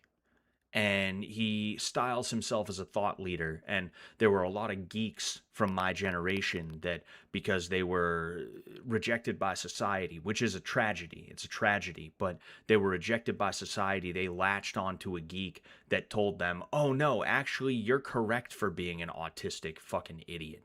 You're correct for being an autistic freak who can't fucking stand on two legs without falling over. Who anytime a fun thing happens, you have to counter signal it. Anytime something where there's somebody who is showing an extreme level of skill or bravery, or just sheer will, skill, bravery, will, whatever it is, right? Anytime someone is doing that, he has to be like, sport ball.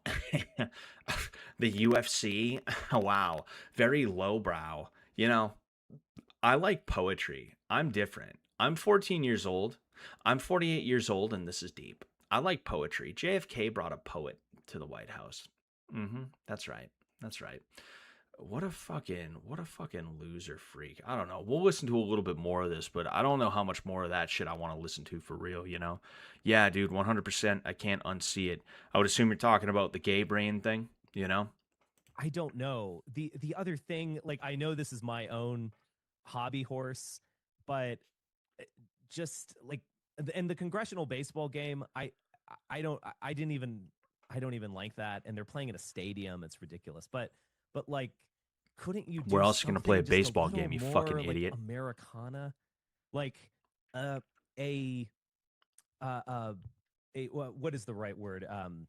What's a game what you play? Exhibition game. An exhibition game in Cooperstown or something. Couldn't you do something that's just mildly classy? Like have the all-star baseball players, but they wear like old-timey uniforms and play in Cooperstown? They wear old-timey uniforms and they play in Cooperstown. You can't do that. Come on, please. Think of how cute they'll look in their old-timey uniforms. You know, it's classy. It's classy. It's not tacky. They're going to look really nice in their old-timey uniforms. It's going to look so cute. They're going to be cute as a button. Oh my gosh. Like that is what this is. That is what this is sending out into the world right now. And this, like, why would you ever listen to somebody like this, you know? I don't know if people are really listening to him like that. You know, let's go ahead and check it out, right? Gay guy alert. Yes. How is celebrating the supremacy of nations through combat not Apollonian, in spirit. I thought Richard would support the return of the Colosseum. It's really not that deep. Richard should try and have fun once in a while, and that's a big thing. And that is like, Richard Spencer doesn't make money by going, yeah, this is pretty cool, and I think it's a good thing. He only is going to make money by counter signaling, because that's just the kind of guy he is. He's a contrarian, you know, and there is nothing that he can do, nothing that he can see that is going to make him happy, because then he's going to become someone who doesn't need to be paid attention to, you know, unless he's giving opinions like this, unless he's saying shit like this, he is going to be ignored, because what's even the point, you know? It's a squeaky wheel kind of thing is what he's trying to do. It's a squeaky wheel kind of thing, right? Not even going to hear this clown out trying to convince people this wasn't the coolest thing ever, coping fat nerd, right? That is cool as fuck, you know? I didn't love some of the matchups on the White House card. I was surprised that Gaethje won, right? And I was very happy that Gaethje won. I didn't think Michael Chandler versus Rufi was a good matchup. I thought that was an A side B side matchup where the American was meant to lose, right? I didn't really appreciate that. But it was such a look at this, look at this. That's sick, you know. Um, at the end of the day, a lot of these people just don't know how to have fun, and they don't know, like, they don't know how to lead anything. They don't know what's good, what's bad. All they know is like how to try and drum up some kind of a controversy, and that's all they can do. And that's why I'm pretty sure Richard Spencer was going to vote for Yang. He was like Yang Gang or something like that, or maybe he even said he was going to vote for Biden in 2020. I think he turned on Trump, which, like, I'm not a huge Trump guy myself or anything like that, right? Um, but you get the idea. Um, you know, MMA is look, I have critiques of modern MMA. I have critiques of modern MMA, but at its heart, at its soul, what it is meant to be is the display of the human ideal, the display of what it means to have grit and courage and skill and faith that you can do the impossible, that you can become more than a man, even if it's only for 25 minutes. It's a long time to become more than a man, you know? And I don't expect someone like Richard Spencer to understand. A bench warmer is what he is. A bench warmer like Richard Spencer. I would not expect him to understand something like that. And I mean, hey, it is what it is. And as long as we're going to listen to people like that, as long as we're going to listen to the Richard Spencers, what the fuck? What the fuck? As long as we're going to listen to the Richard Spencers, we're not going to be able to do anything good. And look, he said something about the fake right. I want to be as fair to him as I possibly can be. I'm not a fan of what Sam Hyde called the shadow of masculinity, right? I'm not a big fan of that kind of shit myself. I think it's really cringe and annoying. You know, the dudes that are like, yeah, I grew a beard because I'm a man. It's Manuary. It's no shave November. It's don't shave December. It's fuck shaving February. It's mo shaving March. You know, like fucking um it's like really like lame and annoying. You know, those kinds of people who like they think because they can fix a car that makes them better than you. Like that shit does suck. But it's possible to be manly without giving into commodified manhood, shadow of masculinity, man box, loot crate type shit, or whatever they used to call those things. It's possible to do that. And this is a great example of what happens when you don't do that. It does suck listening to people who think they're fucking like cool just because they know how to work on cars or because they have like a knife or they shave with a straight razor or whatever. That shit is annoying. That shit sucks. You know, my favorite one as of late was the bleed out spot guys, the kinds of guys who they're like, yo, this is the perfect bleed out spot. Look, and they do like a first person view of what is supposed to be them falling over and dying. You know, that shit is I've been in plenty of fights, both street fights and MMA fights. I've won a few, lost a few, right? I have never once envisioned myself losing, right? There's situations where I'm like, oh man, if I lose, I think it's going to be this way. But I never sat there excited, like giddy to be like, oh dude, what if the dude does a tornado kick and kicks me in the head and I go, and my mouth guard and a bunch of blood and spit comes out and and I do a spin and I hit the mat like, dude, it's the perfect bleed out spot. Like that shit is like, man, I could not imagine being that cuckolded. I could not imagine being that long-housed that for attention I go, hey guys, I'm gonna die and this is how I'm gonna do it and it's gonna be super cool. You see that? I could not imagine doing that. I don't like it either. I don't like I think that shit is insufferable. But that's not what this is. It's just not. There's a difference, you know? A lot of people, especially someone like Richard Spencer, who, you know, he's a little light in his loafers, you know, he's got a little sugar in his tank. You know, somebody who gives vibes like they're gayer than springtime over here.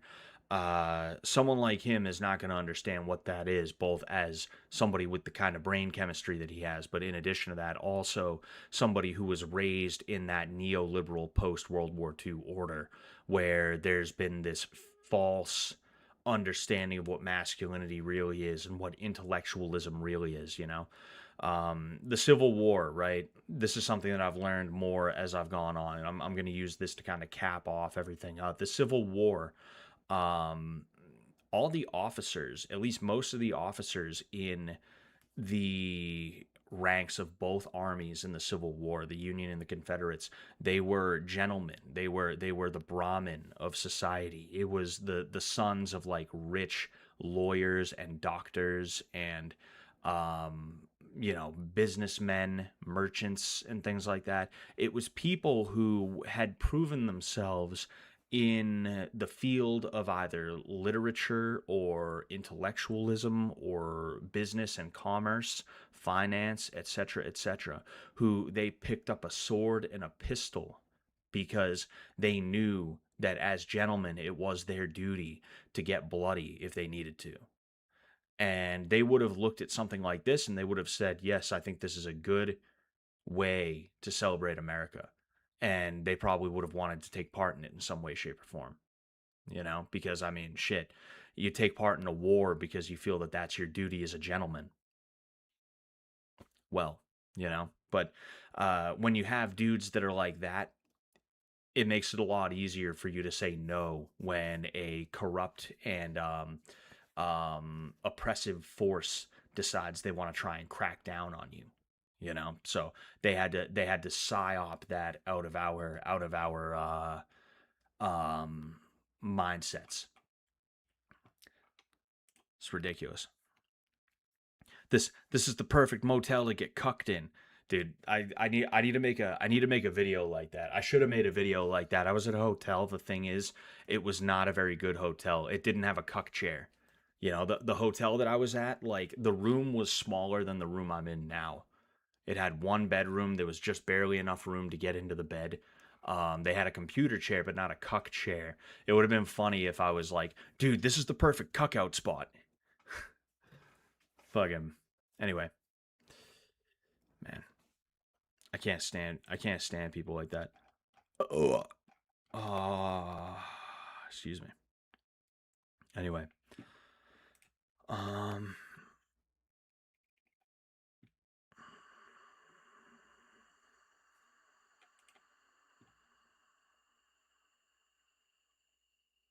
Sorry. I'm just looking around at some shit, you know?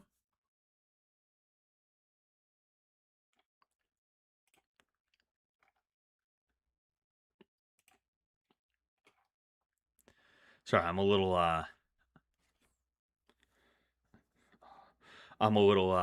know, I'm a little like I'm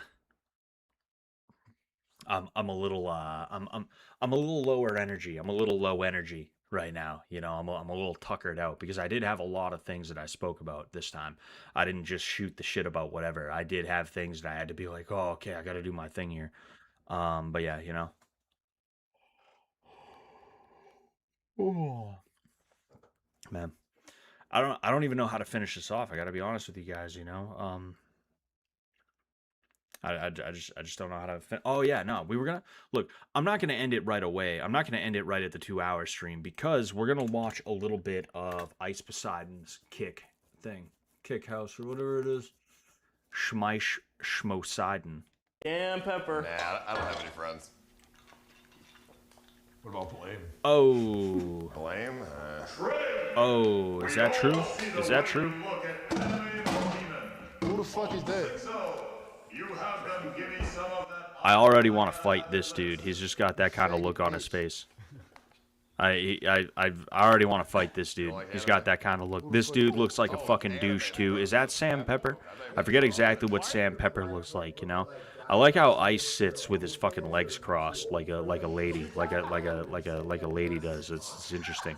And then we got these three over here. I think she's the cutest out of all three of them. But you know, there's still something about her that I'm like, ooh, nah, you know. We got this dude right here that, like, just looking at him, I'm not saying he's a good guy, but you know what? Like, just fucking looking at him, there's something about him. I feel like he's probably the most tolerable, even if he's fucking like nerdy and weird and shit like that, you know. See, I would have liked to be on this just to start shit with people. I would have went on there and just fucked with everybody, but you know, it wouldn't have worked out. It wouldn't have fucking worked out. Who are all these people? Do we know? Any idea why guys like Gaethje and Aldo never threw a lot less leg kicks as they got older? You know, I'm not a that's a good question. I'm not 100% sure about that. You know, it could be a gas tank thing, but I'm not 100% sure. Kicks are slow and lumbering, and they are tiring. So as you get older and your gas tank changes a little bit, and people also figure you out. The thing about leg kicks is they are a lot easier to figure out. It's a lot easier to time them, and it's a lot easier to counter off of them. So as people figure you out and as you slow down as you age, it's probably better for you to throw less leg kicks. That's one situation where calf kicks actually work in your favor, because calf kicks are a lot lower than the traditional leg kick. They're also a lot quicker, and that means they're harder to catch. If you try to bend down to catch a calf kick off of your shin, off of your knee, you're in bad shape. You're in pretty bad shape, because what's going to happen is you're going to reach down and you're going to bend, and one of those calf kicks is not going to be a calf kick. It's going to be a head kick one of those times, and you're going to get blasted, you know? So that's probably why, because they tended to throw more traditional. This dude's got a fucking phone. What's the point? What's the point in having these people around? What's the point in having these people in the house if they're going to have phones and they're going to be checking them all the time? What the fuck is going on here? What, right away, oof. Oof, we got this fucking dude. Is that Sam Pepper? Is that Sam Pepper? Look, dude looks like Freddie Mercury with extra AIDS. Oof. Ouch. Anyway, yeah, that's I would assume that's why. I would assume that's why, you know. They probably were just a little bit too obvious, and they were probably a little bit too slow and lumbering, so it would have been easier for people to like figure them out, you know. How much is BTS? Shuvi, let's relaunch the OnlyFans right now. I bet you'll go to #1 if you stand right there, do jumping jacks, and count down. Isn't that I saw something? The girl on the right over there, isn't that Pokemon's sister or something like that? I like that she seems to mock Pokemon. I like that she actually looks sort of attractive, you know. I'm serious. Why jumping jacks? I'm voting you out if you don't fucking do jumping jacks. Like Brendan Schwab, and I'm a loser. I do fucking push-ups. No, nobody wants to see you do push-ups. You might go up there and I start wanna doing do jumping jumping jacks. jacks. Get up there. She tells her chat Do that jumping the jacks and guy count down is from waiting 10. for attention, and then This is it. pretends that it offends her for more Why? attention. I'm gonna count with She's you, just okay? like her sped Okay. boyfriend. Count down from 10. Come on, babe. So look at the camera. This is a great, This is my pet Do voice. I have to do it? Okay. All right, come on. great angle right here. 10, 9, Jolly 8, Rancher is 7, suspend is 6, long lost 5, retarded daughter. 4, She's a spitting image 3, of the kid too. 2, 1. All right, now stick your tongue out, babe. Stick your tongue out. Stick your tongue out. I'll do that for And you then, guys. and then. I just heard what I can't tell if what I heard was some guinea pigs or if it was like a cop. The thing is, the cop cars that are in the town that I'm in right now, they don't make that whoop whoop kind of noise. It really sounded like like a fucking guinea pig. I don't know if you guys picked that up. You probably couldn't hear it over this right then and there, but it's crazy because buried about not even 10 feet that way are my 2 guinea pigs that I used to have. Actually, my 3 guinea pigs that I used to have. I had 3 guinea pigs, and I forgot I buried all 3 of them right in the front yard. I'm not saying like, oh, spooky guinea pigs, but it's just like, that's so weird that I would hear that sound, and I'm like standing right where my guinea pigs are. You know, right where the corpses, the cadavers were buried. You know, that's insane to me. But yeah, I mean, right away, my first impression is that Ice Poseidon doesn't know how to not be on the camera, so because of that, he's kind of sitting there right now, and he's like, okay, let's see, you know? Maybe I'm wrong about that. Maybe Ice just wanted to hang out with the people for a little while, but, like, there's something about this where it's like, I feel like all these people are, hold on, like, I feel like all these people are uncomfortable being on camera unless there's some kind of gooning or some kind of like drama going on. I feel like they can't just chill. I feel like they can't occupy time. Is this the first day? I'm pretty sure this is the first day. So maybe they're just not bored enough yet. Maybe that's what it is. They're just not bored enough, you know, as to where they're going to you know, as to where they're gonna do their thing. Because like when you're sitting here and like it's day 7 or 8, you're gonna be like, all right, what can I do to occupy my time? And you're gonna start thinking, hey, why don't I start fucking with people and everything like that, you know? At the end of the day, I wanna be with you. Gonna hold on to this one. Gonna see this one through. At the end of the day, I wanna be with you. Gonna hold on to this one. Gonna see this one through. I don't wanna go through life not knowing what is the truth. So you can see what he said. A young girl and said he would pay her 100K and then was caught being a predator on Snapchat. Imagine advertising on Kick. Fucking scam pepper raping girls and fucking blowing girls' eyes out. So that is Sam Pepper then? That is Sam Pepper. You know, like, he looks a lot taller and a little bit bigger, like a little bit wider than I expected from some of the videos I saw back in the day. Is that Sam Pepper? I'm pretty sure that is. Sam Pepper went to India, threw a firework at a girl's face. Oh, you know what? So that is Sam Pepper. And wasn't Letty with him when he did that? Wasn't Letty with him when he did that? Could be fear of Silva-esque leg breaks as Silva-esque leg breaks as well. It's not like they're throwing calf kicks. Yeah, exactly, you know. I don't want to like this show as a fish tank loyalist. First day has been okay, just being honest. Some of them are pretty funny. I'm sure some of them are pretty funny, you know. Like, I'm going in on them just because, that's what I do on Fish Tank, is, like, I look for the flaws and I just start going in on them, you know. I actually take it back. I think Glass's dork face over there is probably the cutest out of all of them. I got a thing for girls who wear their hair like that. You know, hair is a very underrated aspect of women. If a woman has good hair, if a woman wears her hair in certain ways like that, I am really attracted to that. Look at all that liquor. You are lying to yourself. I'm really not. You are. I'm really not. You're pushing your glasses up. That's a tell. Hey. You're 20 and I like this with a guy. pedophile dad dating a half-retarded streamer who doesn't stream and donates $20,000 to Kai. I like that guy. I like autistic Andy over here. There's something about him. I have a soft spot for autists, you know. Oh, that's not Sam Pepper. He's called Blame. Oh, okay. I think he should be called Lame, is what he should be called. Fucking lame, dude. I think that's what he ought to be called. Weirdest things to say. Not Sam. Wavy Web Surf's latest video gives details on the Indo incident with him. Yes. Man. Man, oh man. Why would he be mad? What's going on, Binkle? How you doing, brother? I don't think he's mad. If he would be mad, why do you think? If he would. Having fun. Oh yeah, Orangutan Lover was the first one to say that that's not Sam Pepper. Because I know that Sam Pepper does crazy shit with his hair sometimes. She decided to bring this shit out and do this out of spite. Oh, Dunkel. She knew what she was doing. She knew I would be upset. She knows exactly what happened. She knows all of it. She knows exactly what she did. This is not a trick. This is not to feel bad. She knows exactly what she did, man. She knows exactly what she did. What did I do? Who's this fucking guy? Why is he upset?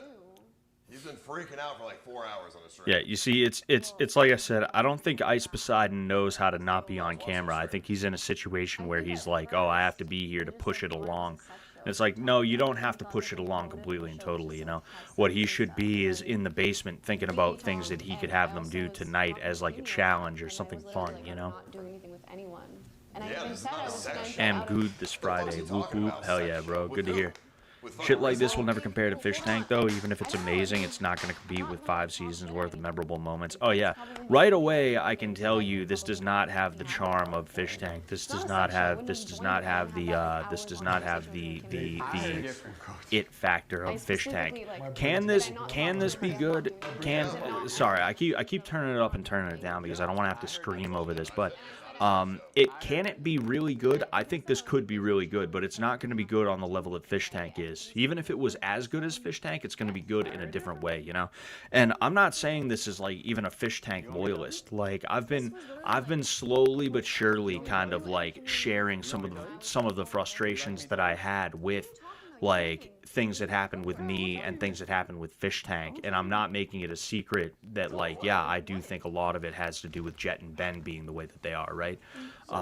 So this isn't like, I was on 2 seasons of Fish Tank, so that shit's the best. That's not even what it is. If this was better than Fish Tank, I would have no problem saying it. You know, in fact, it would actually bolster my ego a little bit, where I can be like, yeah, Fish Tank's washed. It's a good thing I'm not involved with them anymore. Which is literally what somebody told me. I met somebody else, right? I met up with somebody in Boston. It was a fan of the show who happened to be in the area, and they were like, "Yo, dude, I want to meet you." I was like, "All right, sure, why not?" And I met up with them, and they were. Movie star. Stop. Silver screen. Movie. Schizo, stop. Movie. You are the new Egyptian beauty. I like this guy too. New Egyptian beauty. I was gonna say I want to see these two team up. I want to see this one and this one team up. We should be celebrating. Hell yeah, these two are gonna be great. I know these two are gonna be great together. It's gonna be fantastic. But what I was saying is like I literally had somebody who I met up with in Boston who is still a Fish Tank fan. They like still watch it, and they were like, "Yo, it's such a good thing you're not involved with what's going on right now, because this whole like them trying to do kick streams is like really not good. And then some of the other things that have happened are just like not good." And like, it's unfortunate that that's the way things happened. It's unfortunate that's the way things are going. Like I've said, I wish nothing but the best on those dudes, but like I'm over explaining. I'm trying to say, like, look, like, if this was better than Fish Tank, if I thought it had the capacity to be better than Fish Tank, I'd say, yeah, this could be better than Fish Tank, or it is. I just don't think it is. You know, I really don't think it is. Goyim Tank, pretty much. I'm just saying, we talked about it, and he, from his understanding at the first, he was like, oh, it's a sex show and everything, and he thought it was like a sex show. When have I ever done a sex and that show? there was going to be challenges. When have I ever done a sex show? Yeah, one time I did. One time. One So time. that's a sex show, right? Am I a whore? I was. Am I I a wasn't whore? naked though. Am I a whore? Yeah, fingering. Sorry. Hey, Mia, are you gonna judge me? I know you don't like OnlyFans. The blonde guy called the new guy with glasses Nerd Boy, and I thought that was funny. That is pretty funny. Well, actually, it was on Chatterbait. I had 40,000 viewers watch me finger blast this chick in a doctor's outfit, and I was pretending to be a gynecologist. What? She ended up having cancer. What happened? Oh. Oh my god. What the fuck was that? Is the video still public? Yeah, is that that fucking goonette right there? Like, I want to see that. But yeah, if that is Pokimane sister, it's crazy how she blows Pokimane right out of the water. Like, you can just tell that she is better. She mogs Pokimane. It's insane. That's so crazy. So I don't judge you, Jolly. I've got my skeletons too. Oh, thank you. Except I'm proud of it. Except I'm proud of it. Fuck yeah, Paul. Yeah, I'm not Fuck proud. yeah, Ice. I'm gonna keep it a buck, I'm not proud. Good shit, bro. That's okay. Maybe one day I can be proud. What did you do to become proud of your skeletons in your closet? Why would I not be proud? I finger blasted a girl on camera. What's wrong with that? Why would I not be proud? Well, I mean, I guess it's different for guys, I guess. Yeah. How many points to call Miss Egyptian Beauty? What? How many points to call Miss Egyptian Beauty? I don't have her number, dude. You can get it. Maybe. He's like, Ice Poseidon was like, what? Something. He feels like left out, probably. I don't think that's the case, but. Well, why? There's nothing to be upset about. There's no sex. You're not doing sex. No, I don't really want to, like, he's not here to, like, defend himself, and I feel like I can't communicate with him, so I don't really want to just assume why he's upset, but I think that's the only. I thought you were going to put it on Do you have on a hard TV? time understanding his feelings? Dunkel? Maybe. You didn't put Dunkel on TV? I put the clip up. You didn't put the clip of Dunkel on TV? I did. It was like 24/7. Trey, did you see a clip of Dunkel on TV? So, like this, and this is, you know, She has a hard time understanding, like, I people just don't want to be. this is part of the issue here right now, where like it's supposed to be Fish Tank, but it's not. Where like Ice is sitting here, he's like a little bit too involved, right? Hell yeah, hell yeah, hell yeah, bro, hell yeah, bro, get that bitch, get that bitch, hell yeah, get that bitch. They got them all mic'd up. Ugh, that sucks. I'll leave. If you walk out that door, I'll leave. Or you leave. Embrace is trying to make everybody leave. I feel uncomfortable in this vicinity. I don't want to be there. Well, then you should move. Can you fucking leave, please? Like, you're making me very uncomfortable. You should move then. If you're that uncomfortable, you will move. You know. No way. Yo, lock him in a room. So Mia didn't give you enough attention. I think they're a looks match. I think these two are a looks match. I think they would have kids together and they would look like okay.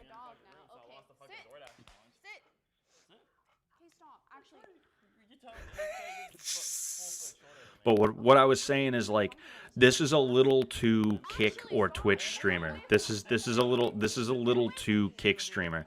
Like what this dude is doing right now is pretty good, right? I don't want to talk over it too much, but I was in the middle of saying something, you know, like it's like, oh hey, we're gonna show another streamer who's not even on this show to try and press this chick right here, and we're gonna talk about that, you know, and it's like, all right, bro, you know, like that's not that fun. Bring Dunkel in. Do not touch me. Get closer. Don't touch me. You touch me, it's self-defense. Touch me, it's self-defense. I'm not touching. Yeah, that's how it works. Aren't they in Texas? Aren't they in Texas? Doesn't ICE live in Texas? Nah, You know, there was just a landmark court case about this. Literally not even a week old. Yeah, I'm gonna cry. You're right, you nailed it. When are those tears gonna start? They're not. What you trying to press and leave or something? Yeah, you know what you should do? Take off your shirt and chase her around the house. I mean, I'm not taking off my shirt, but chase her around the house. What do you got under there? I don't shave, so. Oh, okay. What's wrong with that? It's fine, it's all natural. Sure. I mean, maybe Mia will like the pheromones coming off you. Sure. This show's edgier than I thought. They were calling out the black guy for chimping out. Oh yeah, well, you know, fucking like that's why Kick became a thing, is because Ice Poseidon's a little too edgy for Twitch, you know. Give me something specific to talk about. All right. How many times have you used the N-word? More times than I can count. Oh. Trey, you like that shit? I didn't hear what she said. She said she used the N-word. Making her say it again. He definitely Why'd heard. you ask Trey? Trey's trying to get So fast. Trey's not a. Look, Trey wants her pussy. Trey's not an African American to you. Trey's an N-word to you. No, that's what Mia Trey's said. not an African American to you. Trey's an N-word to you. That's what Mia said. Not me. That's what Mia said. Bruh, our neighborhood crib, bro. You gotta help me help you. Oh, she left. Oh, she ran away. Did she walk out the door? No, she went to the toilet. If you want to go follow her. Yeah, she's probably gonna lock herself in the bathroom all night. That's pretty funny. Should we all go stand around the bathroom door? Go ahead. I We want to can't come with lock the everybody. bathroom door, can we? I think you're way cooler. Can't open it. But It's locked. Okay. I was thinking about not putting a lock on it, but I was like, that might be a little too much. On the bathroom? POS range. On the bathroom, yeah. Oh, come on. That would have been fucking sketch. Is there a camera on the sink or anything? Nah, it's just a microphone. Can you? Can I use my points for that? You know what I want more than anything right now? Sure. What I want more than anything right now Some is to hear pussy. what the TTS has to say about this. How many points? For you, I'll put a camera in for you for free. Done. Well, you weird. Yo, you should put a camera for me in See, there.